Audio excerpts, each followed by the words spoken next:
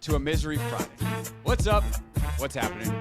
I'm Craig Hoffman. This is a radio show where we're going to spend 3 hours talking about a game that yesterday we told you it would be thoroughly embarrassing if the Commanders lost. Yep, that's the one. That's what we're doing today. It's the Hoffman Show. We're on the Team 980. We're always live as well on the free Odyssey app. And at 4:30, I have an explanation, a theory, a thing that I would like to talk about of why this feeling feels so familiar. And it's probably not the reason you think. It's not actually that it's the same old Commanders. It's something else, which in a way is better, but boy, it better turn out in a way that I think the other thing did. We'll talk about that at 4:30. Right now, though, we do start the show, as always, the day after a Commanders game with First and 10. It's time to get the breakdown started. 1, 2, 3. First up, 10 observations. Still get that and just boom, put it right on the ground. It's First and 10. Let's dive right in with number one. We don't have the numbers right now. Oh, we don't have the numbers. Number one. What we need is actually not just the numbers, Anthony. What we would need is to have pulled the old Vince Lombardi famous NFL Films clip. What the hell's going on out there?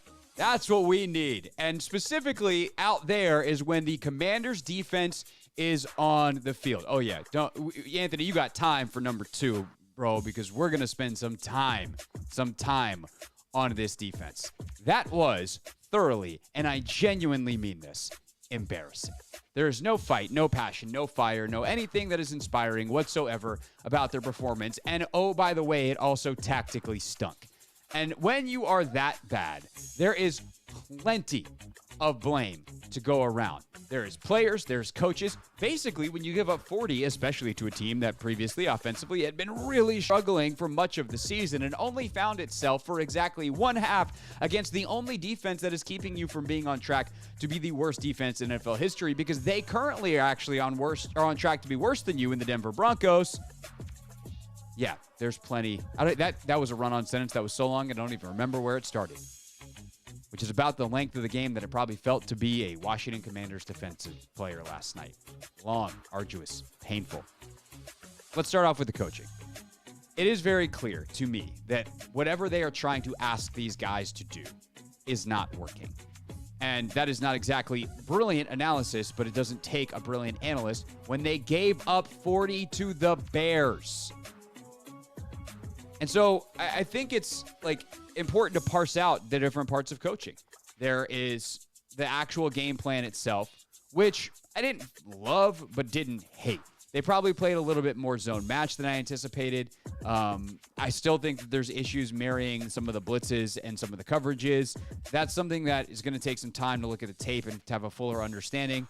And, as we sit here less than 24 hours afterwards, haven't had time to do that yet, in part because they don't release the tape to those of us who don't have some kind of behind-the-scenes hookup for getting it from someone within the team or somewhere else in the league. We don't have that hookup until NFL Game Pass posts it tomorrow. So that's going to take a little bit more time. But there is also the question of how well do they execute the techniques and the game plan that you're asking them as coaches. And eventually, when consistently the answer is not well, that's not reflective of the players anymore. That is reflective of the coaches. And that is reflective of how good are you as teachers. And this has been a question I have long had about many of the people who have worked for Ron Rivera and Ron Rivera himself. And now, is Rivera teaching a lot of technique at this point in his career? Of course not. He's a head coach. Not many coaches in the NFL do, outside the rare exceptions of your Sean McVays that love to run around on the practice field, even though those days could very easily be long behind them. But generally speaking, it is on the position coaches and the coordinators to get that. And it is also important on anybody who is up in front of the room teaching any kind of schematics, which Ron is not doing, which is probably a separate discussion, but he's not doing that, to instill in your players an understanding of why you must do things a certain way. Why, on a global level, we are trying to keep guys in front of us. Why we are pushing a player in this particular coverage to the sideline, and why it is imperative that you push them all the way and do not just push them halfway.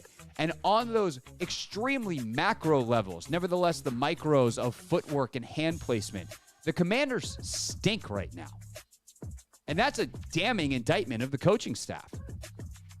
And that goes from Del Rio down to every single position coach where guys are struggling. It is particularly bad in the secondary right now, where Percy Butler has not been very good, where Derek Forrest has been between not very good and bad. Cam Curl has been fine, mostly, but has had his moments. Obviously, Fuller, St. Juste, and Forbes all had bad moments last night. But you simply cannot play this way and expect to win in the NFL. And you could have flawed game, like you play too much of one coverage or whatever from a schematic standpoint and still be way better than this. This speaks to a lack of accountability in teaching. And that accountability can be you are not actually getting through to the players and then holding them responsible for those things, or it could just be you're a bad teacher. And that is potentially on the table here. And that's not fixable, frankly. Like, these are grown men who have gotten very far in their careers, doing well enough to be position coaches, be coordinators, be assistant whatevers. And at that stage, it is rare that you adapt and evolve.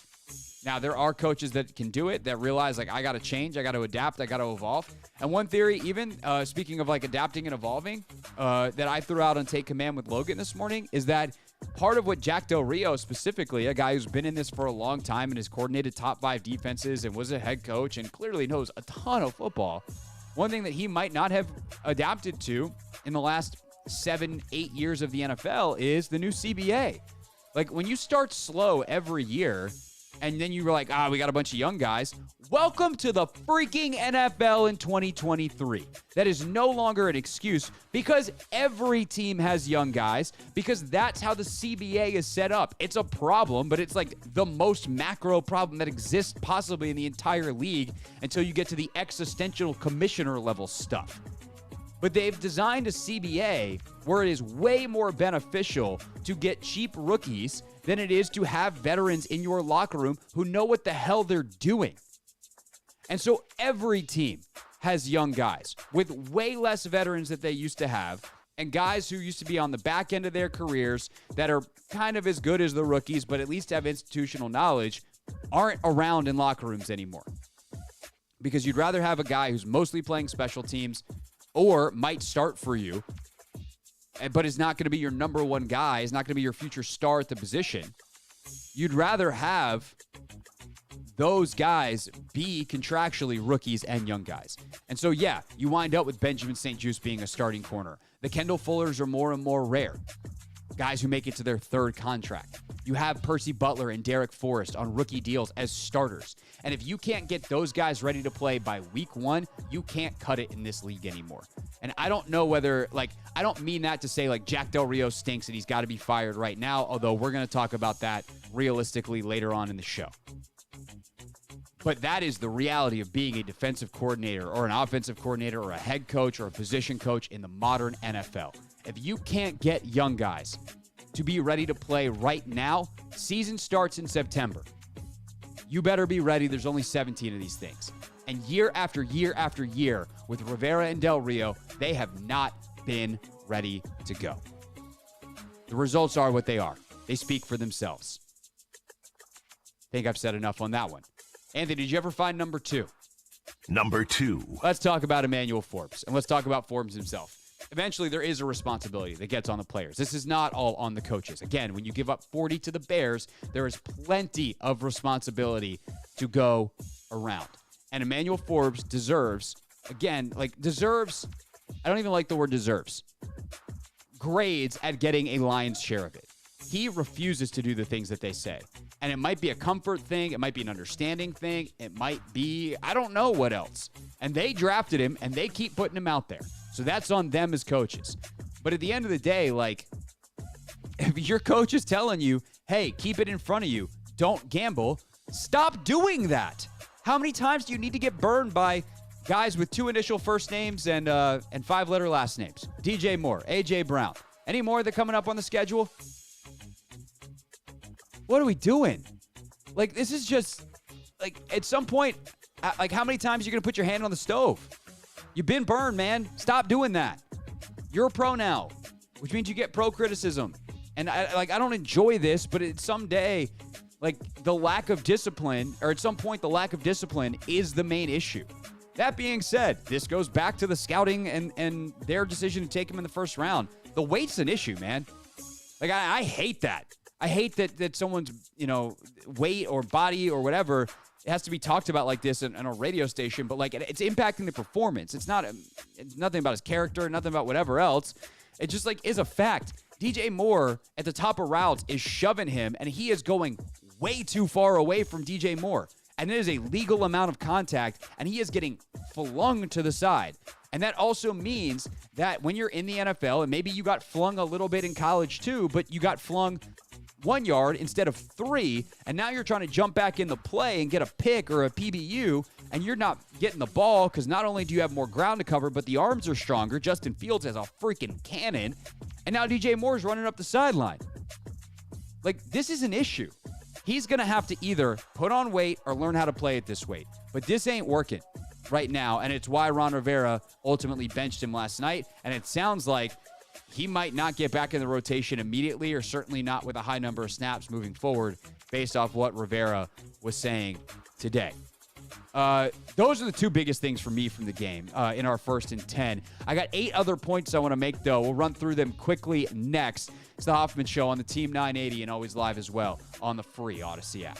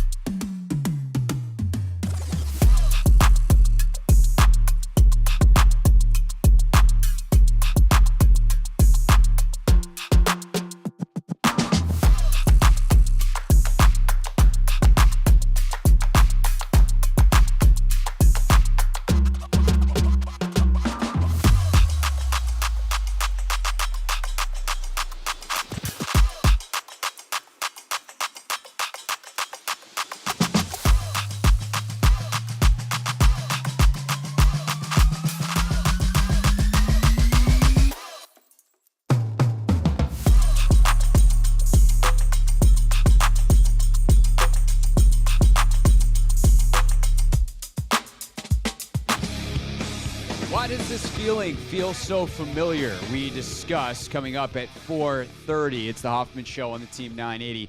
Always live as well on the free Odyssey app. Our two biggest points down. Let's continue now. 1st and 10. We start the show day after games with the biggest takeaways from the game. Talked about the defense. Talked about Emmanuel Forbes. Anthony, let's go ahead and hit that number 3. Number 3. Let's talk about the lack of pressure. I think the actual biggest thing here in the lack of pressure by this defensive line is the game plan. Like, some of this is by design and based off who you're playing. I know that's incredibly unsatisfying, and that is not me saying that the defensive line is playing great, but it is important to be fair and to be accurate and to try to explain what's happening here. And part of this is you were facing Justin Fields, and that's after facing Jalen Hurts, which is after facing Josh Allen, after facing Russell Wilson. Those are all quarterbacks that you want to keep in the pocket and make them beat you by deciphering your defense. You need to do that in a way that you still get pressure, though. And I think the clean pockets that you see, especially the first couple of drives last night, oh my God. Like, Justin Fields could have had a snack. And it was crazy because they showed the stat later in the game that the longer he was back there, like any drop back that was over 4 seconds, he actually didn't have a completion versus he was getting the ball out of his hands faster, and that was good. But that speaks to an offense that's running on time and efficiently. But it also speaks to the fact that Justin Fields, wasn't getting a lot of pressure. And you can make stuff that's happening quickly happen ineffectively. And that's where the sweet spot is that the Commanders have not figured out yet. And I think the bigger issue with the front is they've been bad against the run. And I know everyone wants to kill Cody Barton, and Cody Barton is not playing good football. But Cody Barton could be playing better football if he didn't have so much ground to cover, because the D-line was actually making the kind of plays that they made when they were humming last year. And those plays are definitely not happening with any regularity right now. Not just the big tackles for loss, but like, can you do 1-2 yard gain limits? I think that is where my bigger concern with the defensive line is right now. With that said, number 4. Chase Young is playing really well, and he looks explosive as hell. And it was interesting last night, Kirk Herbstreit on the Amazon broadcast, who's obviously known Chase very well since his days at Ohio State. Kirk lives in Columbus, is an OSU alum, et cetera, et cetera. He's like, watch me. Chase told Kirk, like, watch me tonight. I feel as good right now as I have since the injury. And so Chase is really starting to find it. His pressure rates, his win rates and pass rush, like, he is doing all the stuff. I mean, there's a play last night where he chases down a run from the backside, and you're like, hell yeah. He's still not, like, I still don't know what's going on with this line in terms of playing together. John Allen, we'll get to him in a second. But, like, as an individual, it's pretty clear that they got to figure out how to play with Chase Young playing like this and be effective, because this is a dangerous, dangerous football player. And if you want to take anything positive defensively out of last night, I would say Chase's performance is probably your best bet. That said, number 5.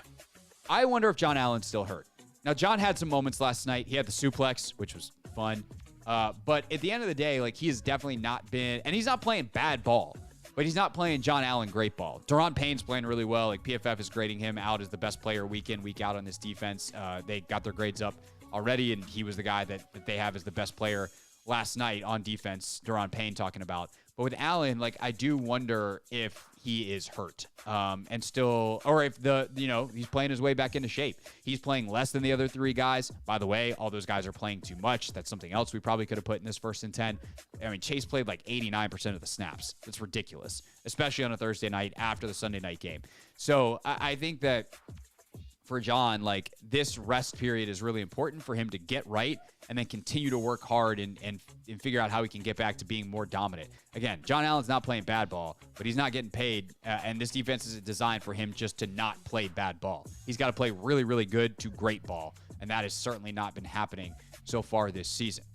Number 6. Let's talk about that fatigue factor. I think one of the ways, if you want to be optimistic about last night, to look at this game would be to say it is a fluky Thursday night game following a terrible emotional loss on Sunday. And by the way, the irony of them having to go for 2 so much last night, just chef's kiss. Shout out to the script writers. Y'all did great with that one. But the fatigue of having to play in overtime and playing against Philadelphia, who's physical as all hell. and then going on a Thursday night against a team that's hard to prepare for, if you want to take an optimistic spin, I actually don't think that's totally irrational. That said, how do you manage that as coaches? The reality that your team is tired, that it is a quick turnaround, and playing as many snaps as they did for their stars defensively last night, specifically on the front, is just, to me, like borderline malpractice. And I know Chase was awesome, but like Casey Tuhill played like 6 snaps. Why? Just play him more. And if you can't, like, why'd you keep him? Like, Casey Tuhill's a good football player.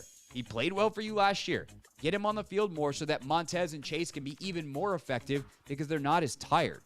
And it's just, Abdullah Anderson seemed like he was out there a lot more for John, and maybe that speaks to what I was just talking about with him playing his way back into shape after missing so much of training camp with the plantar fasciitis. But, damn, man, like, did someone tell Ron Rivera and Jack Del Rio that was a game last night where your guys might be coming in not at 100% from a fatigue standpoint? Because it sure didn't look like it. All right, to the offense. Number 7. Sam Howell, who was largely very good last night. Like, if you want to take a positive in general out of this game, it's that I still think that they have found their franchise quarterback. He just passes the eye test. He passes the toughness test. Some of these runs, like, don't ever call Sam Howell sneaky athletic. But we know what you're saying. He's a white guy who can run. We got it. He's just athletic, and he's tough, and he's hard to bring down. And all of that stuff is great. His arm is fantastic. He's going to get even better as a passer as he gets more experience. But the biggest flaw in his game right now, and this is not something new, this is not fresh analysis. I'm just going to frame it in a different way as I continue to refine, like, as you see him, like the thing we are trying to get at, you can talk about more specificity because it becomes more apparent in more detail with more snaps that you get to watch. But the thing that right now is the biggest hole in his game is the ability to manipulate the pocket. And he needs to learn how to extend plays without just running up in the pocket. And that's where he's taking a lot of these sacks where he steps up. You know, last night he has one where Leno, quote unquote, gives up a sack. Leno didn't give up that sack. He had the pocket blocked. Sam stepped up right into the arms of the defender. Leno wasn't blocking that space. And so what Sam needs to learn how to do, and this is a process, and this is, you know, part of being a young quarterback, is he needs to learn how to extend plays outside the pocket because he's really good on the run. He keeps his eyes downfield, and with the threat to run, guys are going to uncover. He has made so many plays this year when he can get out on the edge, and he's got to figure out how to do that with a little bit more consistency.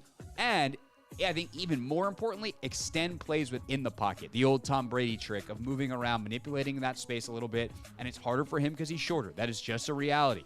But how does he move within the pocket to make sure that it's not, I hit the top of my drop, I stand there, oh crap, it's not available. Now I try to run, which makes it impossible for your O-line to protect you. That is the next step for him. That is the thing he's got to work on. And if not, despite all of the great stuff, he's not going to survive in the league because he's just going to take too many hits. And that's just, we've seen that before. Like, he's so talented. He's going to make it basically unless that happens, in my opinion. So how do you mitigate that as soon as possible? That is a question I still have. All right, last 3 real quick. Number 8. This version of Curtis Samuel is what we should have been seeing for 3 years. Obviously, the first year was just totally plagued by injury. But it is hilarious to me that Eric Bieniemy has nailed the Curtis Samuel usage after Scott Turner brought him from Carolina, where he had him in the same offense. But this version of let's get a jet sweep here, a quick out here, get the ball in his hands in space. And oh, by the way, he's a pretty darn good wide receiver. Curtis Samuel's been really good so far this year, like true bright spot. That was actually one thing that I feel pretty good about in the prediction business because I thought one of the guys who would be helped the most by Bieniemy is Samuel. This is one of the first games where he didn't have an actual physical carry, but like still super effective. They have gotten the Curtis Samuel thing right, and congrats to Eric Bieniemy on doing that. And I'm probably going to end that there instead of taking another pot shot at Scott Turner. Number 9. Shout out Logan Thomas. What a game from him. I was watching it back this morning, and I wrote this one down after he has that dive on 3rd down. Comes back from the concussion, takes a big hit last week on a big catch. And, you know, this week he was featured way more. Just the way the Bears defense focused things. They were clearly focused on Terry McLaurin, who was not involved enough at all. That's something that we'll probably talk about next week once we've had a chance to watch the tape a little bit more. But Logan Thomas is available, and dude made plays. The fumble is so unfortunate. And in many ways, he's just got to go down there. But he's trying to make a play. He's trying to push forward. And he's actually like too strong. He just kept moving forward as opposed to getting stood up. You kept waiting for the whistle to blow. And eventually, if your guys are tearing at the ball for 4 seconds, it's really hard to hold on to it. So don't even really hold that against him in any major way. Although, God, that was unfortunate in terms of the timing. But the effort he played with, like that dive on that third down in the second half, that is big time stuff. And the lack of fear, the kind of leadership he shows. Shout out Logan Thomas. Salute. Had a great game. Deserves to be acknowledged for it. And then last but not least, Number 10. the concept of new ownership, same results. I would just like to remind fans that Josh Harris has been the Commanders' owner for about 10 weeks. That is not very much time, and because of when he took over, there has not been time to really evaluate and make changes. He did not take over this team in January, where if he had acted, what some people would call irrationally, I'm going to come in, I'm going to fire everyone. I've been watching from afar, I've seen enough, and I have a whole pool of candidates to pick from. You can't do that on July 20th. You cannot fire your head coach 3 days before training camp, no matter how much some fans think that you can. It's just unfeasible to literally operate the football operation that way. Now, with that said, is there some things that could be done? And philosophically, are we deep enough into this process to start thinking about those things? I actually think there's a corollary here. There is an analogy to make of to why this feeling feels so similar. And that is where I want to go next on the Hoffman Show on the Team 980, streaming live on YouTube at the Team 980, and always live, of course, on the free Odyssey app.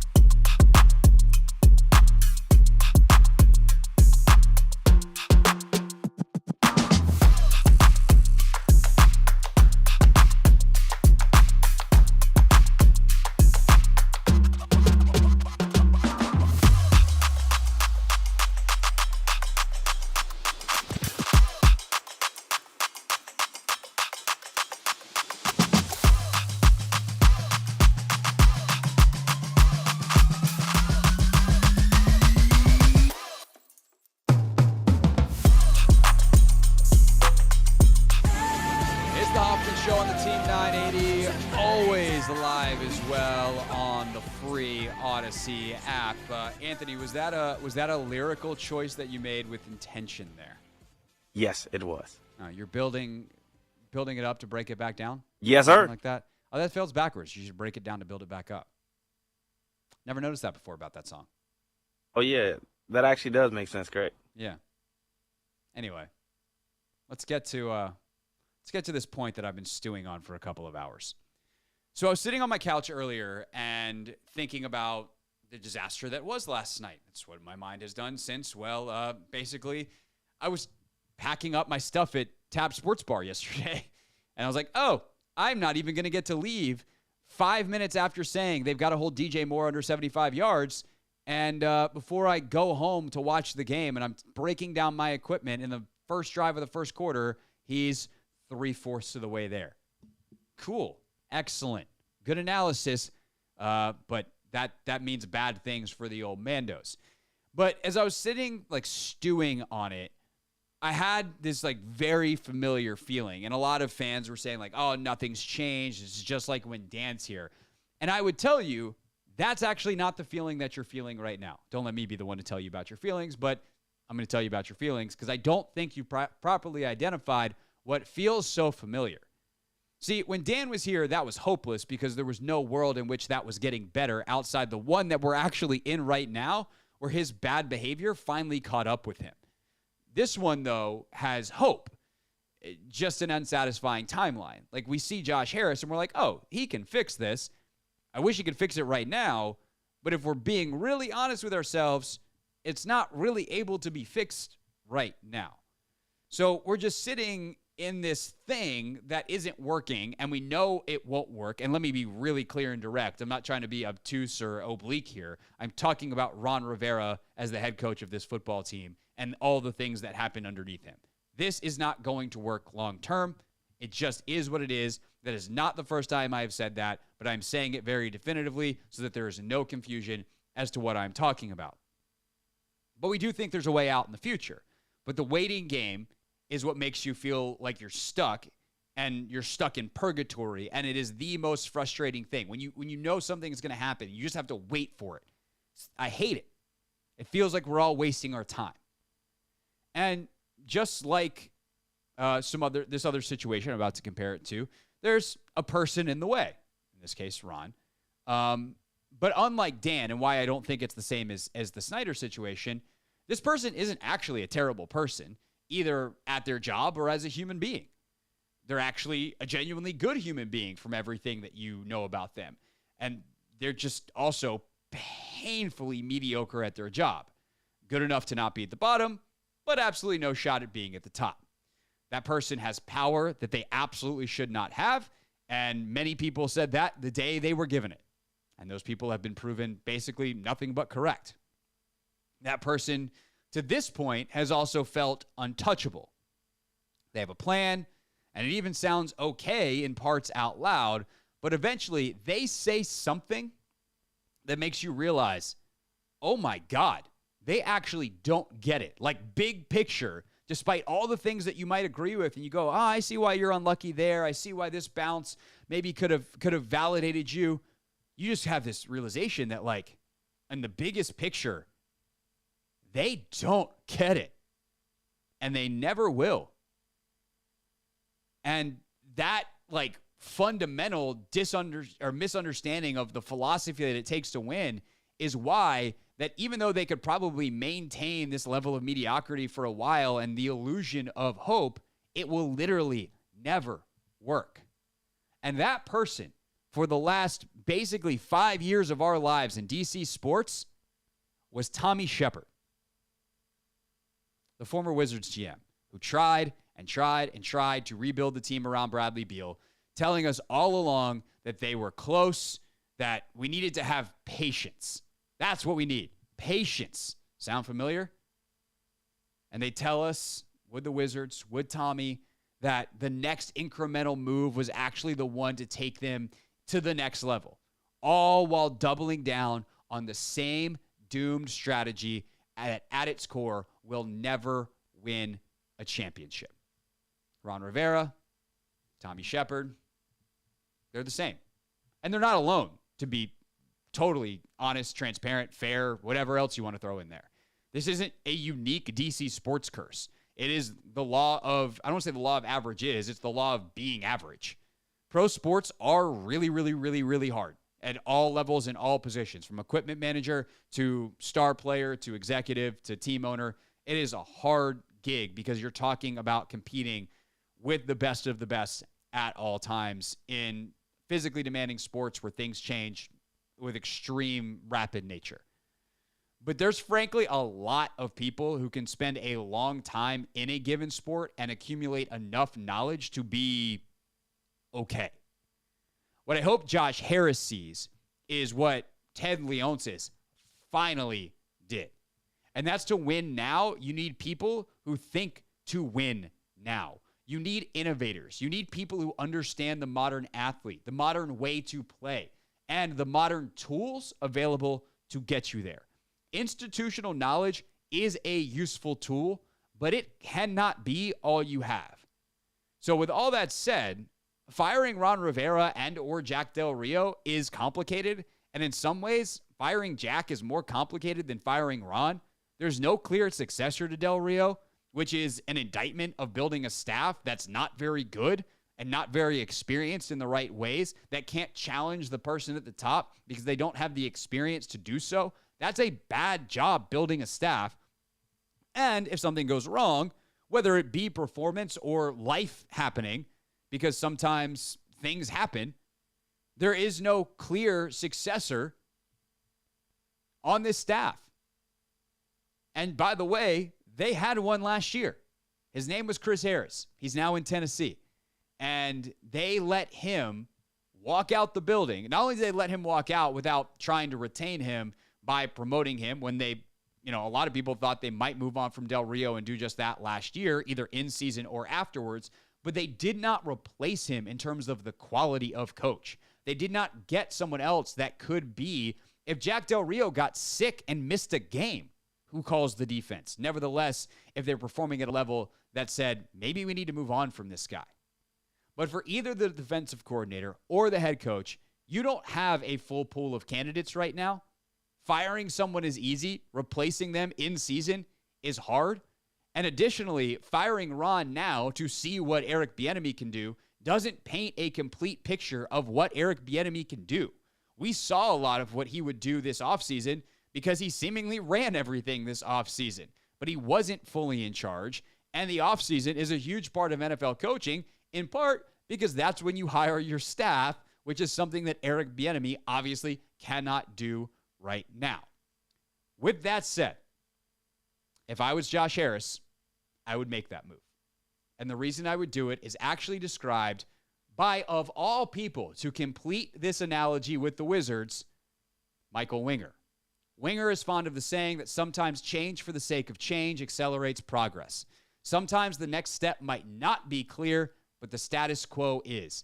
And it's clearly not working. It's also clear that this isn't the staff to take you into the future. I do not see a world in which this team, the 2023 Washington Commanders, is competing for a title this year. And if Josh Harris feels like he needs to do right by Ron Rivera for being a good steward of the franchise through all of the crap that it's been through the last couple of years, by letting him coach out the season, and he doesn't want to double pay coaches after paying all that money because he knows that it's not actually going to yield results this season, that's fine. That is his prerogative, and it is not an indefensible choice. It is delaying the inevitable, but I actually don't think that it puts them behind moving forward into the future. If Ron Rivera doesn't see a clear way to improve by moving on from Jack Del Rio, that's fine too, for all of the same reasons. But it is also a data point, and eventually your results speak for themselves and how effective your process was. And no matter how much Ron tells us that this is a young team and to have patience, he can't escape the same reality that Tommy Shepard couldn't escape. You are what your record says you are. And as we sit in year 4 of the Ron Rivera era, the record isn't anywhere close to good enough. Your calls on that. 301-230-0980 before Sam Fortier joins us at 5. next on the Hoffman Show on the Team 980. Always live as well on the free Odyssey app. Here's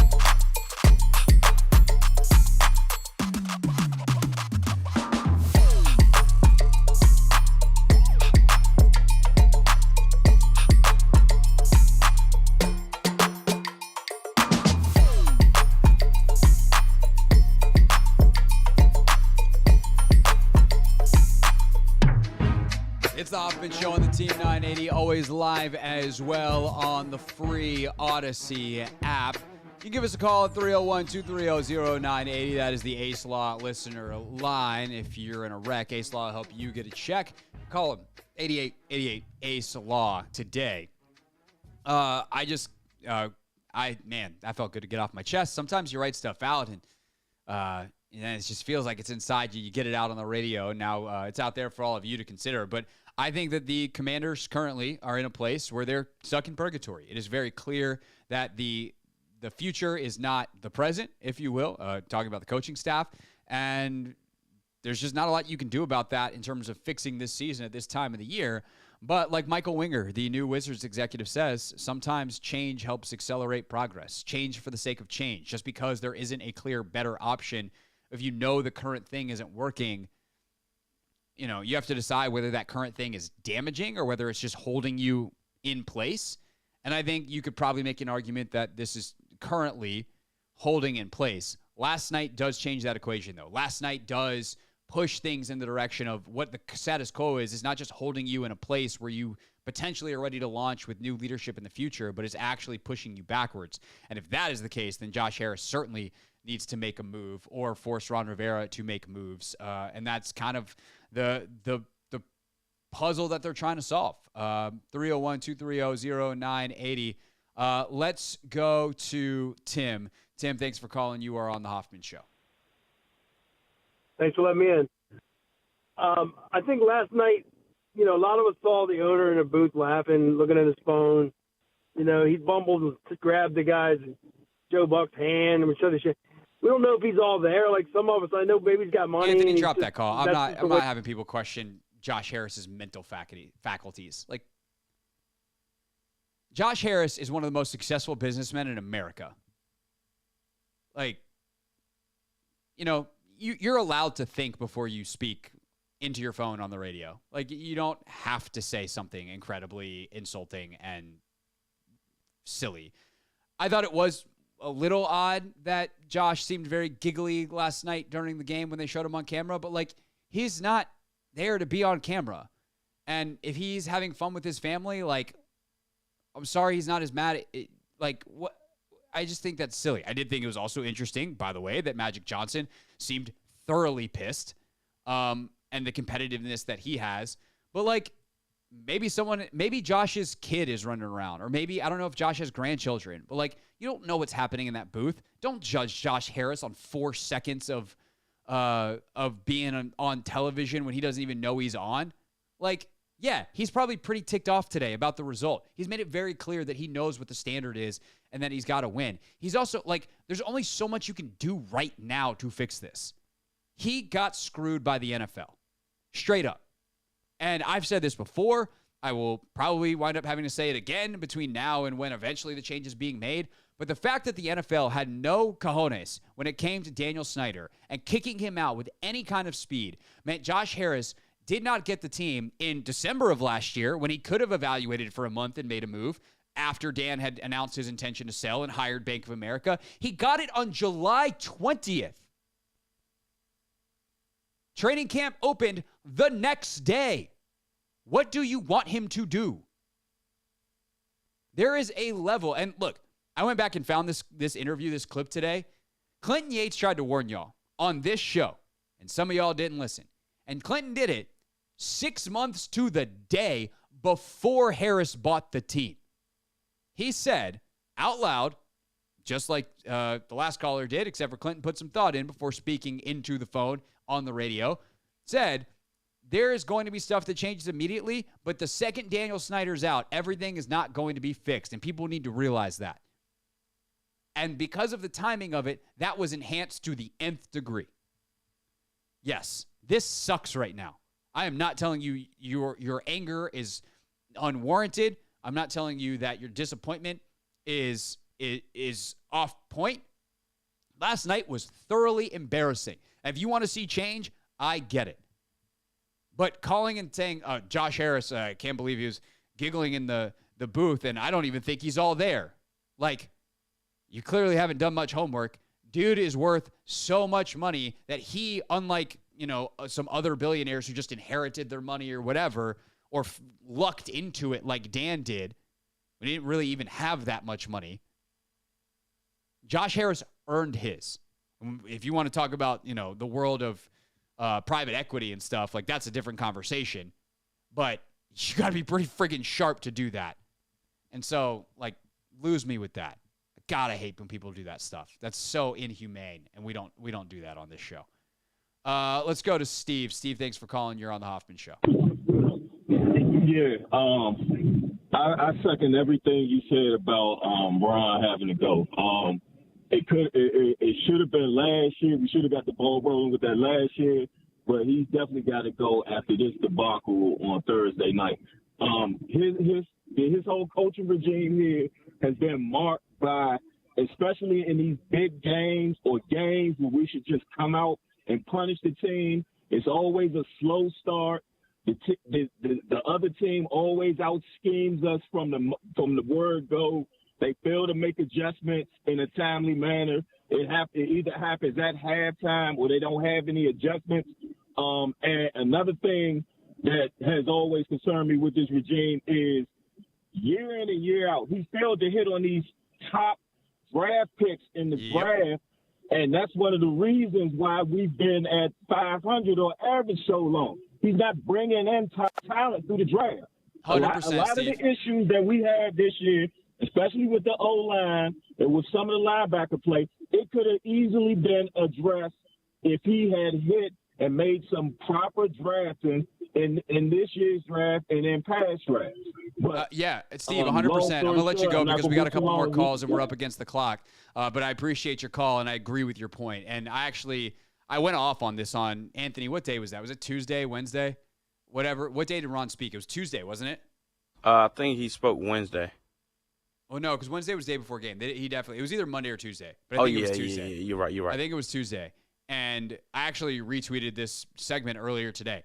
I lost it on him and some of the stuff he said about Quan Martin and about this draft class earlier in the week because I think it is so insulting to our intelligence to think that what he considers a draft and roster building strategy is going to win games in this league. He just continues to stack, and I use the word talent loosely here. He continues to stack players at positions that already have a bunch of players and not address the places that he needs to get players. And then when he takes players, he'd take Ricky Stromberg in the third round. Everyone thought they were going to take a center in the third round. That was the easiest prediction of the entire draft. And then they don't even play him. They go sign Nick Gates, who also, by the way, has no position flex. It's so nonsensical the way they use resources. And that has been a consistency throughout this entire regime. Unfortunately, we're up against the clock, so we don't really have time to take any more calls right now. I do want to take more as we go. So if you want to hang on hold, you can listen to the show through your phone. That is one way to do it. But probably better off for your day just to call back and hit us up a little bit later because we are going to have Sam Fortier from the Washington Post next. We know that Ron Rivera is not going to make any staff moves. I would like to know why. Why does he feel that he cannot do that or should not do that at this time? We'll ask Sam next. Is the Hoffman Show on the Team 980 and always live as well on the free Odyssey app.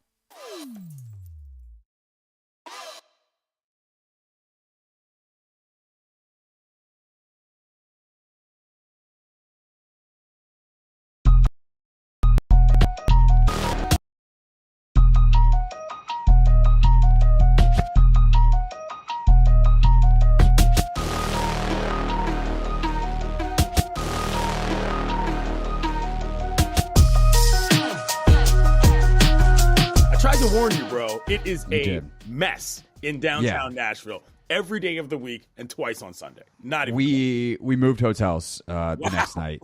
I still am waiting on my refund for that. But yeah, we moved hotels the second night. Wow. It was fun. You say they rely on them. We went to brunch with my buddy the next day, who is a Nashville native and has lived in Nashville long enough that he remembers when it was more than just the bachelorette capital of the world. And he's like, yeah, we're pretty much on the woo girl economy. Yeah, that's precisely what's going on. The downtown businesses cater to that. If you try to get it shut down, you're probably the one getting thrown out. It is what it is right now. It's weird, but Nashville, baby. What are you gonna do? Yeah. So I will add one more small part to this story, and this is the part, frankly, that I've been waiting to tell you all week as well. That was kind of part one. We got quality Yates reaction. Part two, as we leave the hotel the next morning to go to breakfast. Remember, the wall's very thin. So it's not going where you think it's going. But as we walk down the hallway, my dear sweet wife just starts saying in a slightly elevated volume of voice, it's been proven that the later groups stay out and make noise and all this stuff at their bachelorette weekend, the higher the divorce rate. Oh God! In the wedding, so and also the better trash, chances, basically. and also the better chances. Wow. Okay. Okie dokie. So Rachel was pissed, basically. Yeah, she doesn't have a lot of tolerance for the Woo Girls.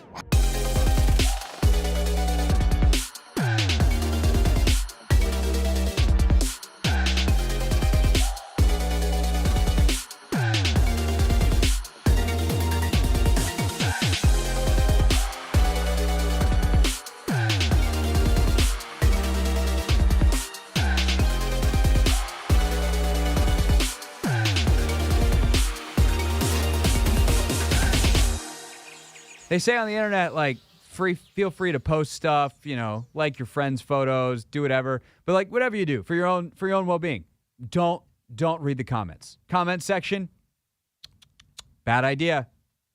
What do we do? We read those comments, baby. That is exactly what we do. That was a little bit better. I still feel like that one was a little muted. I think sometimes it feels like you build yourself up a little too much, and then sometimes you don't I ain't quite want to go go for it. screaming all the way. The thing is, though, my mic is a little lower than yours, so maybe I could have actually, did what I really. Mike also moves. You can go, ooh. Did you know you could play tricks with a microphone? I think I'll try that next time. Okay. You want to give it another shot? Or you We read those comments, baby. There we go. All right. I feel ready now.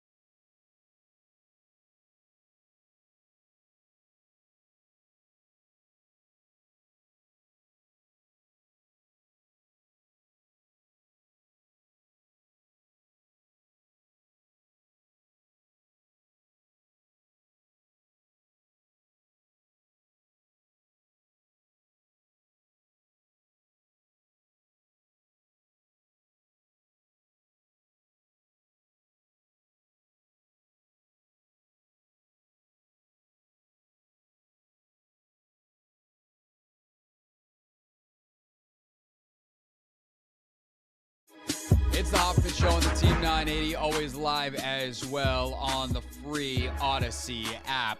We're scheduled to catch up with our guy Sam Fortier here. Not exactly sure. I mean, it's a busy day, so I'm not exactly sure where Sam is. So we will hopefully be able to catch up with him soon. In the meantime, though, we can continue to take more of your calls. 301-230-0980 is the phone number. Anthony, we haven't gotten your take on the game quite yet, so I'll pull you in here in a second. But do I even want to go here? I guess I will for a second. The Grant Paulson just put on Twitter. He's like, this is going to get panned, and everyone's going to kill me, especially after everything that happened last night, but the black-on-black uniforms are fire. What do you think before I give my take on that? I mean, they're all right to me. They give me Pittsburgh Steelers, vibes. I think they're different enough from the Steelers. There's some burgundy in there. Literally a little bit. I don't know whether I'd go full-on fire, but I think they're pretty sweet. Yeah, I mean, I'm not opposed. I feel like I have less ground to stand on than Grant, because like Grant grew up here as a fan, the whole deal. I'm a guy who has lived here for a while, hopes to call my DC the home for his rest of his life, but I didn't like grow up bleeding burgundy and gold. I've never claimed to. So like me saying I think they're pretty sick is just gonna get me smashed by traditionalists, and I get that. I do. I have become an old man on jerseys though, where I just wish I could turn on a freaking game and know who's playing by looking at the screen. Like, when you turn on an NBA game these days, if the score bug isn't working, you could be screwed. Yep. It's that bad. And I don't think NFL jerseys have gotten that far outside, even with the alternates. But they're getting there. But yeah, the black Commanders is about as close to that as you're gonna get. Where you're like, wait, who's that?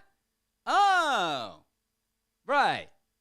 Yep. Those guys. Then again, last night we were looking at the guys on the field being like, who's that? Oh, right. Those guys. Yeah.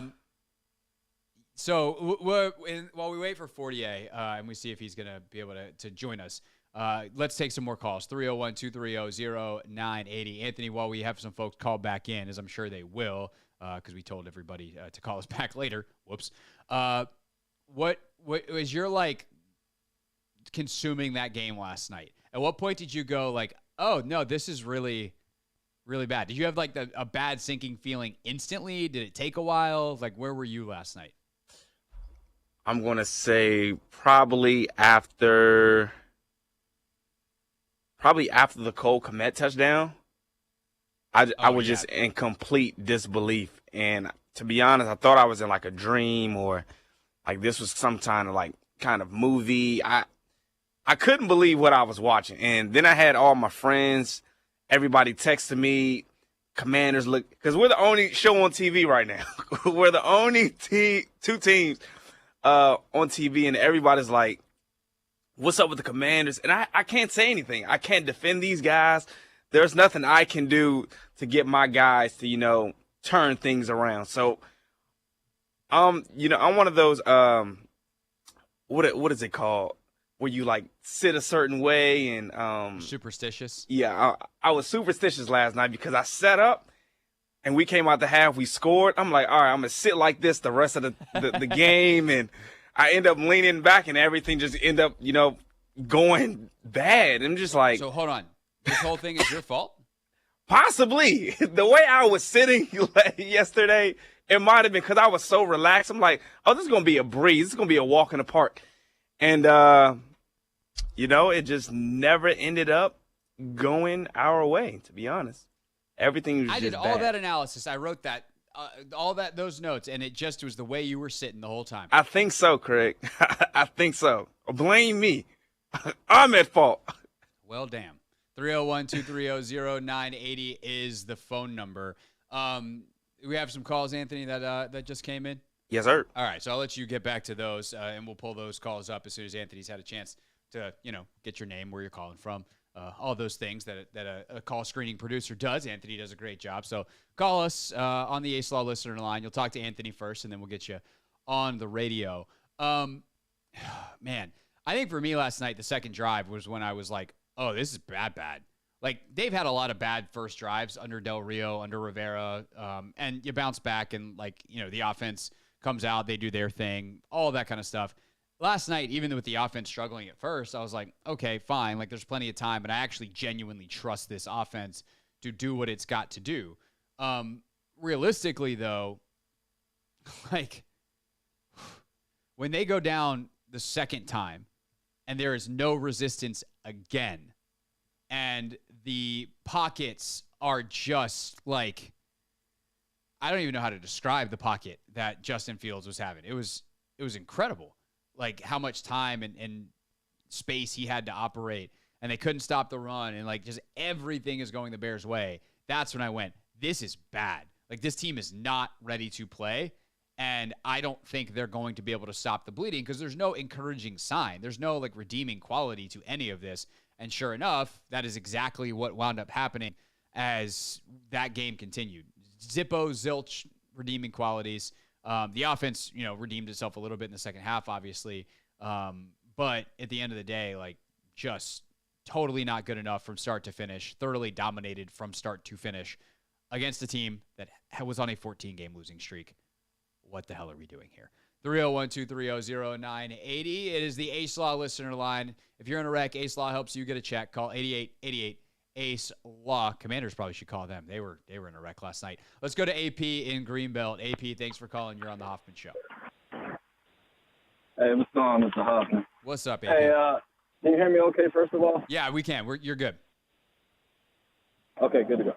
All right, so watching that game yesterday, it seemed like from start to finish, well, from the start, I just felt like we were doomed from the start. And I'm just like, man, sitting on the couch, I don't get paid that much. I'm a U.S. Army soldier, been in 17 years. And football isn't, it's not my trade. It's not what I do for a living. I'm just the average Joe fan, Joe Schmo on the couch. Been a fan for a while, and I'm just saying to myself, why is it that me, guy with remote in hand, can see what's wrong, but the guys that get paid millions cannot? And we've been at this for 4 years. You talk about developing, you've talked about it takes 5 years to get this right, but yet we have not seen any improvement. Like, I use an Army analogy. You get a slick-sleeved individual, civilian, in the basic training, came up from the slums or wherever they came up from. And by the time they graduate basic training, they're remodeled, they got discipline, they know how to assign their shoes, they know how to make their bed, they know how to clean the bathroom. And it's like, that's in a matter of 12 weeks. We're talking 4 months or 4 years now, and we still at this. And it's like, we have not seen any improvement. It's been 8-1, 7-9. It's like, come on, Ron. Yeah, no, AP, I think you got fired for. Yeah, it's an interesting analogy, and I think it very well expresses. I appreciate the call as always. You always welcome to call the show, AP in Greenbelt.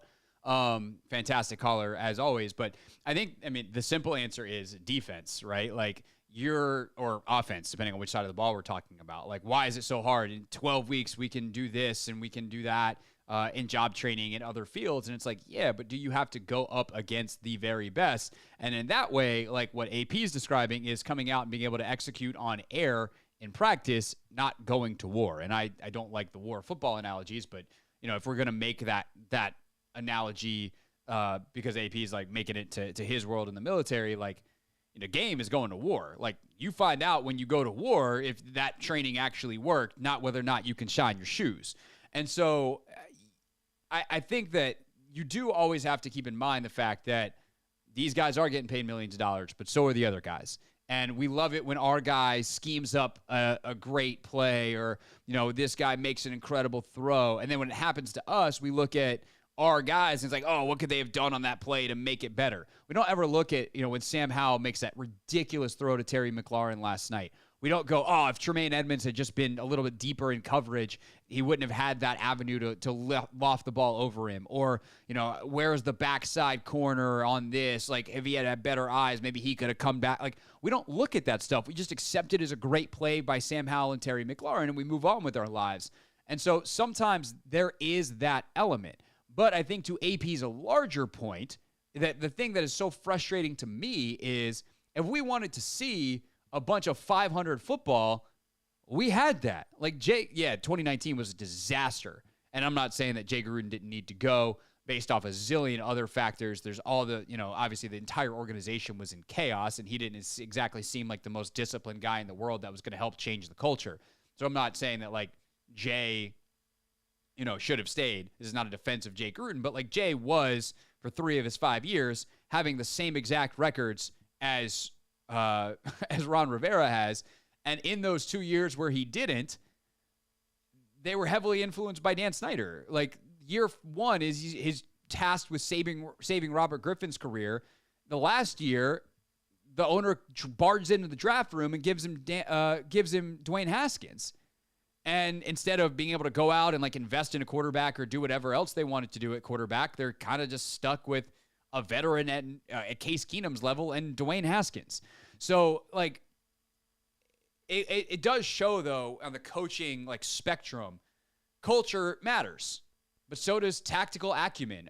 We had Marty Smith on the show a couple weeks ago, and we were talking about leadership, and leadership is just a part of success. And even I think Ron is a little overrated in that department on some level, like especially amongst the broader NFL, certainly not by the fan base at this point, but amongst the broader NFL, people are like, oh, Ron Rivera, leader of men. And I'm like, okay, even if he is that, his tactical acumen is not at, for instance, Jay Gruden's level. Jay is a tactical genius and was a pretty mediocre to, at times, very lousy leader of men. And you combine those two things in the equation, along with whatever talent is on the field, and what you got was pretty similar records. What you're looking for is something better than that. Someone who has tactical acumen and leadership skills. That's what makes Sean McVay very successful. Sean is phenomenal with people, and he's a tactical, I don't want to say genius, but pretty freaking close to it. Mike McDaniel, tactical genius. Seems to be very good with people, even though he's a bit of a dork. Does it his own way. You can have personality. You don't have to be cookie cutter in a box, but you have to actually have the skills. And I think that's where the frustration is someone like Rivera has a level of tactical acumen and roster building philosophy that is incredibly outdated, because in the modern NFL, it is very clear you can flip things a lot faster than a 3 to 5 year rebuild like he pitched from the beginning. A 3 to 5 year rebuild is something you pitch so that your boss gives you at least 5 years on the job. If we're in year 4, the Eagles have bottomed out and been back to the Super Bowl. The Rams have bottomed out, or gone to the Super Bowl, bottomed out last year with injuries, and now look a lot better this year. And are already starting, frankly, their second rebuild under McVay with some of the decisions they made roster-wise, while still being competitive. Like, you just need the right people running the organization in the right positions. And I think it is very clear to most of us watching that while this team is not going to bottom out because they're too good for that talent, and frankly, Rivera is too good for that, they are not good enough to get where we want them to go and where they say they want to go and where Josh Harris wants to eventually take them. 301-230-0980. More of your calls next. The Hoffman Show on the Team 980 and always live on the free Odyssey app.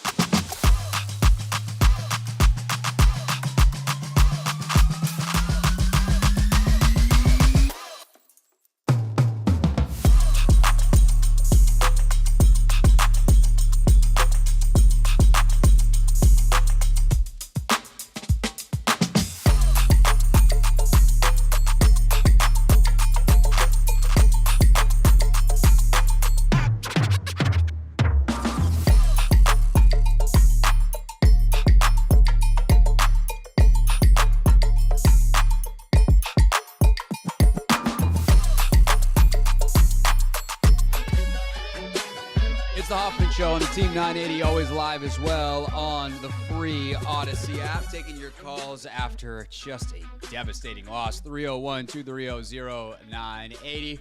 Bears, 40. Good thing we don't do Boston Sports Talk Radio. It's going to be 40-20. That's where I'm at, Anthony, on this Friday. We're just going to do accents to keep us alive. Yeah, I thought you were saying faulty at first. But I was saying what? Faulty.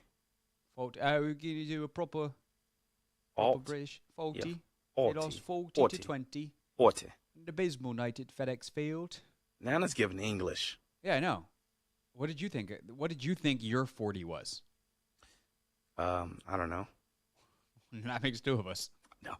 301-230-0980 is the phone number. That is the Ace Law listener line where you can give us a call, give your thoughts on the game. 301-230-0980. Let's go to our guy, Lap. Lap, thanks for holding through the break, man. Appreciate you. Go ahead. Hey, what's up, Craig? Man, I want Ron and Del Rio to go. I just don't like the nonsense of urgency, man, every week. Like, so, I mean, it is what it's going to be, man. But I told you getting Diami and Curtis Samuel involved, man. I know Brown got to come up with some of those big catches, but it's good to see Curtis Samuel because, you know, they were using him in those trick plays last year on Scott Turner. And I think he could be another target, you know, take some pressure off of Doxson and Turry, so we can still, you know, have some options there. But it's just sad, man, that we got this talent. And my only knock with Sam is just holding that ball too long. And the defense just, I don't know, man. I don't know what we could do, man. I guess every game, because it don't seem like we trying to make the playoffs. I don't know what we're trying to do. But I just think these type of games are going to continue out the rest of the season until we smack teams in the mouth and come out like we ready to play. And that's what it's going to be. But we still need to get rid of Ron. Ron got to go. All right, Lap. I'm tired of seeing him. I was done with him last year. Yeah, man. Thanks for the call. I mean, I think the way last year finished, in almost any other season, Ron's gone. Like, let's just say what it is, right? Like, we can be humane and be professional and still call a spade a spade. Ron Rivera's job got saved by the fact that his owner was under umpteen investigations and was in the process of selling the team. And I did at least one, if not many segments about this in January, saying this is ridiculous that the NFL has allowed this to happen. And I know it's how business works and whatever, but because the NFL slow played and tried to protect Snyder for so long, the thing got dragged out for so long that you get to the point that he sells and then there's no pressure to get the thing done quickly. And they just hung the 2023 Commanders completely out to dry because you could, like, Dan Snyder firing Ron Rivera would have been a bad thing for the organization because there was no one to hire a new head coach. I mean, would I have trusted Jason Wright, for instance, to do that if he was charged to? Like, yeah, I guess. Jason's obviously played in the league. Like, he's no dummy. I know a lot of y'all don't like him for a variety of reasons. He certainly had his missteps, but, like, I've talked to Jason enough. Jason is a very smart person who obviously played in the league, has experience, and would be fully capable of conducting a thorough job interview for an NFL head coach if he needed to. However, that, like, you're not getting a good candidate, and you really don't want to sign anybody for more than a year because you want Josh Harris to be the one making that decision when he ultimately buys the club. So could they have fired Rivera, said, Jason, you're going to run the search process, but you can only offer someone a 2-year contract. You're not getting anybody that's worth getting. Like, it's just how it is. And you're not going to be able to go get a new GM. Like, they were just in purgatory limbo, which is exactly where they are right now. Just they're playing games now. Like, this is an extension of that decision in a lot of ways. But the decision to go back to Carson at the end of last year was a fireable offense. Like, let's be very clear about that. The way that season ended was a direct reflection of Ron Rivera's decision-making in a way that suggests that he does not belong being the current coach of this organization. And last night's performance in many ways is the same thing. They came out with as Magic said, no passion, no fire. And that is the kind of situation, I think. Like, I'm pretty anti-firing a coach in season, not because, like, are there times when it's worth doing and there's an heir apparent on staff and that change could be the thing that saves your season? And yeah, absolutely. But you shouldn't do it to quote unquote get ahead, because if the status quo is not hurting you, because you're actually not really getting ahead in most cases. Like, unless you got 6 coaches out there doing television work that actually are prime candidates, and even then you're not hiring them in season because they can't install anything. Like, you are stuck with your current offense and defensive schemes for the rest of the season, no matter what. There's only so much you can install on a weekly basis. And so because of that reality of the NFL, there's not a lot you can do in season. The one time that I think it is a no-brainer to fire your coach in season is if your players are no longer tuned into that coach. Or often, and being the operative word there for the often part, or if they are causing your organization and your franchise current harm. And I don't think that until last night, at the very least, Ron was doing that. The way they performed last night, they do that again, especially if they were do it again against Atlanta, we need to have a whole different discussion. That is a different ballgame. But one really terrible game where you get trounced and embarrassed on a Thursday night against a funky team who was super duper hungry is not enough to me to meet the must fire in season threshold.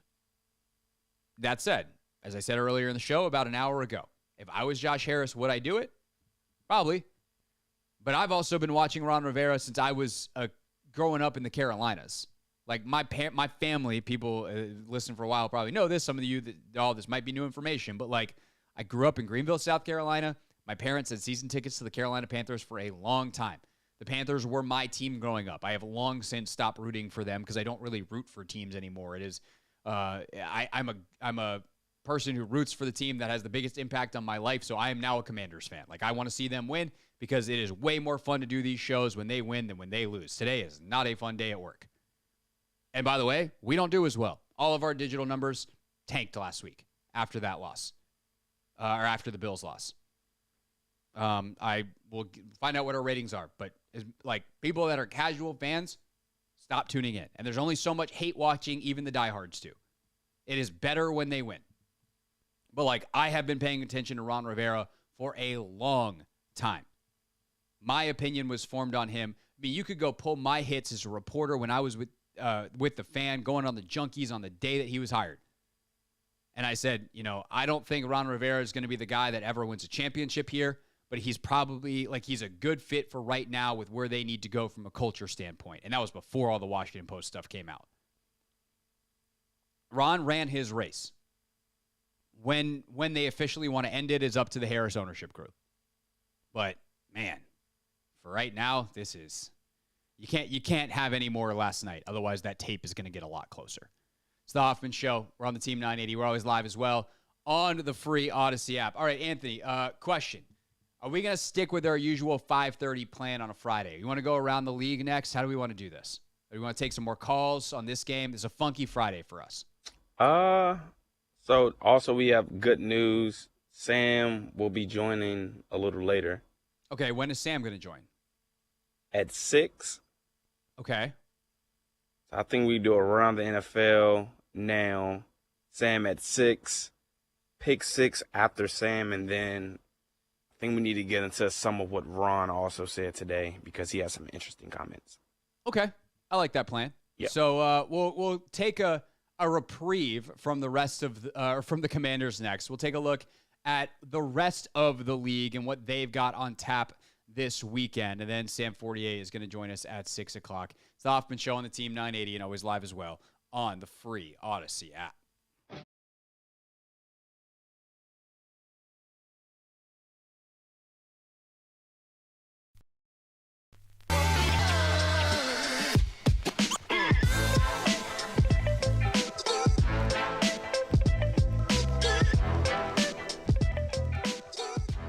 Mr. Fortier. How are you? And are you using the headphones that I sent you?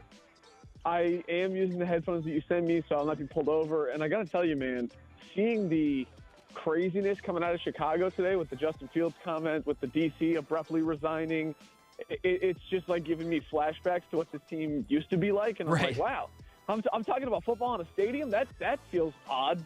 Right. One, God, this call quality is just exceptional. So just, I got to say, I'm going to send you a clip later just so you can hear how clear you are. Two, we actually, so earlier in the show, we did a segment called This, That, and the Other Thing, and we wound up putting the Bears stuff in that. And yeah, it felt very oddly familiar, but also safely distant, which I think is good. All right, we got a lot to get to and not a lot of time. So first, let's... Yes. James Smith-Williams just pulled up and honked at me. I'm on the radio with Craig Hoffman right now. Do you want to say What's something? up, James? How you doing, man? What's up, James? Although you probably can't hear it because this is just in Sam's I'll put him on headphones. Quick. Craig, how you doing, man? I'm good. Feeling good. Just talking to Sam. Last time we did a hit with Sam, he put Matt Paris and Ben Standing on, so this is an upgrade. Way better. Yeah, way better. Yeah. Definitely an upgrade. All right, let's make sure nobody gets in trouble here. All right, James, drive home safely. Thank you. You have a good one. All right, goodbye. James Smith-Williams, everybody.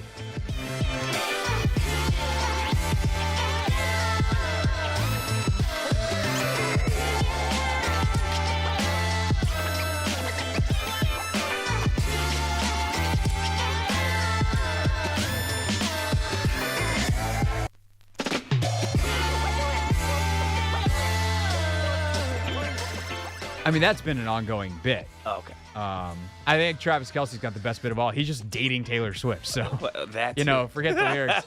and then we got our guy Ian Eagle talking about Travis Kelce finding blank space in the end zone. Now, that's how you do it. By the way, I did follow up. For those of you that listened to the end of the show on Monday, we said we're going to have to investigate. Was that, did Noah Eagle feed Ian, his dad, the lyric? I texted Ian, and I was like, we might have to have you on the show to do this. And he's like, there's nothing to investigate. I'm just a Swiftie. Ooh, okay. And I was like, oh, well, there goes the segment idea, Ian.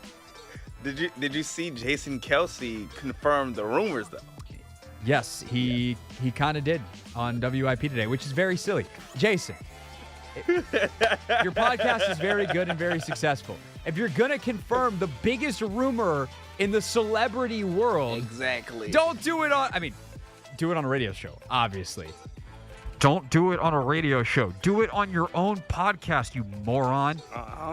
I'm just kidding, Jason. You're definitely not a moron. Jason Kelce, not a moron. It was just not the... It's the Hoffman Show on the Team 980, always live as well on the free Odyssey app. And it is our pleasure now to switch up the rundown once again. We actually are going to hit our pick 6 at 6 because our guy Sam Fortier is able to join us right now. Sam, what's up, bro? How are you? I'm doing well. I appreciate you guys having me. Absolutely. So, I think the easy thing is why didn't anybody get fired? Should people get fired after the debacle that you unfortunately had to sit at FedEx Field and witness last night? I cannot tell you how happy I was with my decision to not ultimately go to that game after our pregame show at Tap Sports Bar. But I really, the question is the why. Your colleague Nikki Javala wrote as her lead in the Post, this is the kind of game that gets people fired. Why ultimately do you think Ron Rivera is staying the course, and then what changes can be made to get different results? The reason that they're not firing anyone, I think, is because there's not a whole lot, I feel like, that you can substantially change and improve also. Everybody wants to say the defense has been very bad, which it has been, but if you fire Jack Del Rio, who is your new defensive play caller? Is it Ron Rivera? He hasn't done that in a very long time, and I would question whether that's his strong suit at this point in his career. And if it's not him, then okay, which guy are you going to make a first-time play caller on this defensive staff? I don't think that anyone really jumps out as a suitable replacement or a rising star. So even though Jack Del Rio's defense is starting slow and it is imperfect, maybe that is just the best that they can do right now. And I think the same applies to Ron Rivera, because if you say, oh, Ron Rivera should be fired, Are you going to promote Jack Del Rio, whose unit is struggling, or are you going to promote Eric Bieniemy, who you want to invest as a first-time solo play caller, and who's already devoting, as probably as much time as humanly possible to getting this offense and a young quarterback off the ground? So where are the people going to come from, Craig? Yeah, I mean, look, that's been my point today as well. My only counterpoint in terms of like an opinion on it is that sometimes sake for the sake of change is good. I don't think you have to make that change right now. They have another performance, or especially two like last night. I think we're having a different conversation, but I think that's well said. And then you get to the question of like, okay, well, if these are the people to change it. I mean, even before you get to like what can they change, I think you have to ask the question that they are certainly asking themselves, which is what hasn't worked that they thought would. What are the big things? And let's focus on the defense for now, that they thought, hey, we nailed this coming out of training camp, we're all set. That hasn't worked. That hasn't clicked. Defensive backfield, the secondary, it jumps out to me pretty obviously. I mean, obviously you would like to get probably more pressure from your front four as well, and that's the strength of this team, and that's what's supposed to kind of carry this defense. But I think that they've generated pressure, especially last night. Even though it hasn't been perfect, it's still been pretty good. Whereas the secondary, I think, has really struggled both to keep to stay on top of coverages, to force teams to really drive the ball down the field. And they are averaging, I want to say it's something like 7.5 explosive plays allowed per game, which is one of the 4, worst rates in the NFL. They can't keep a lid on anything. And every time an offense hits an explosive play against them, they boom pretty big. Sam Fortier, Washington Post, with us here on the Hoffman Show.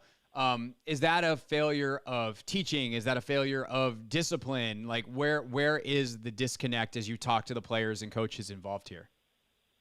Yeah, I think they're trying to figure that out. I'm trying to figure that out.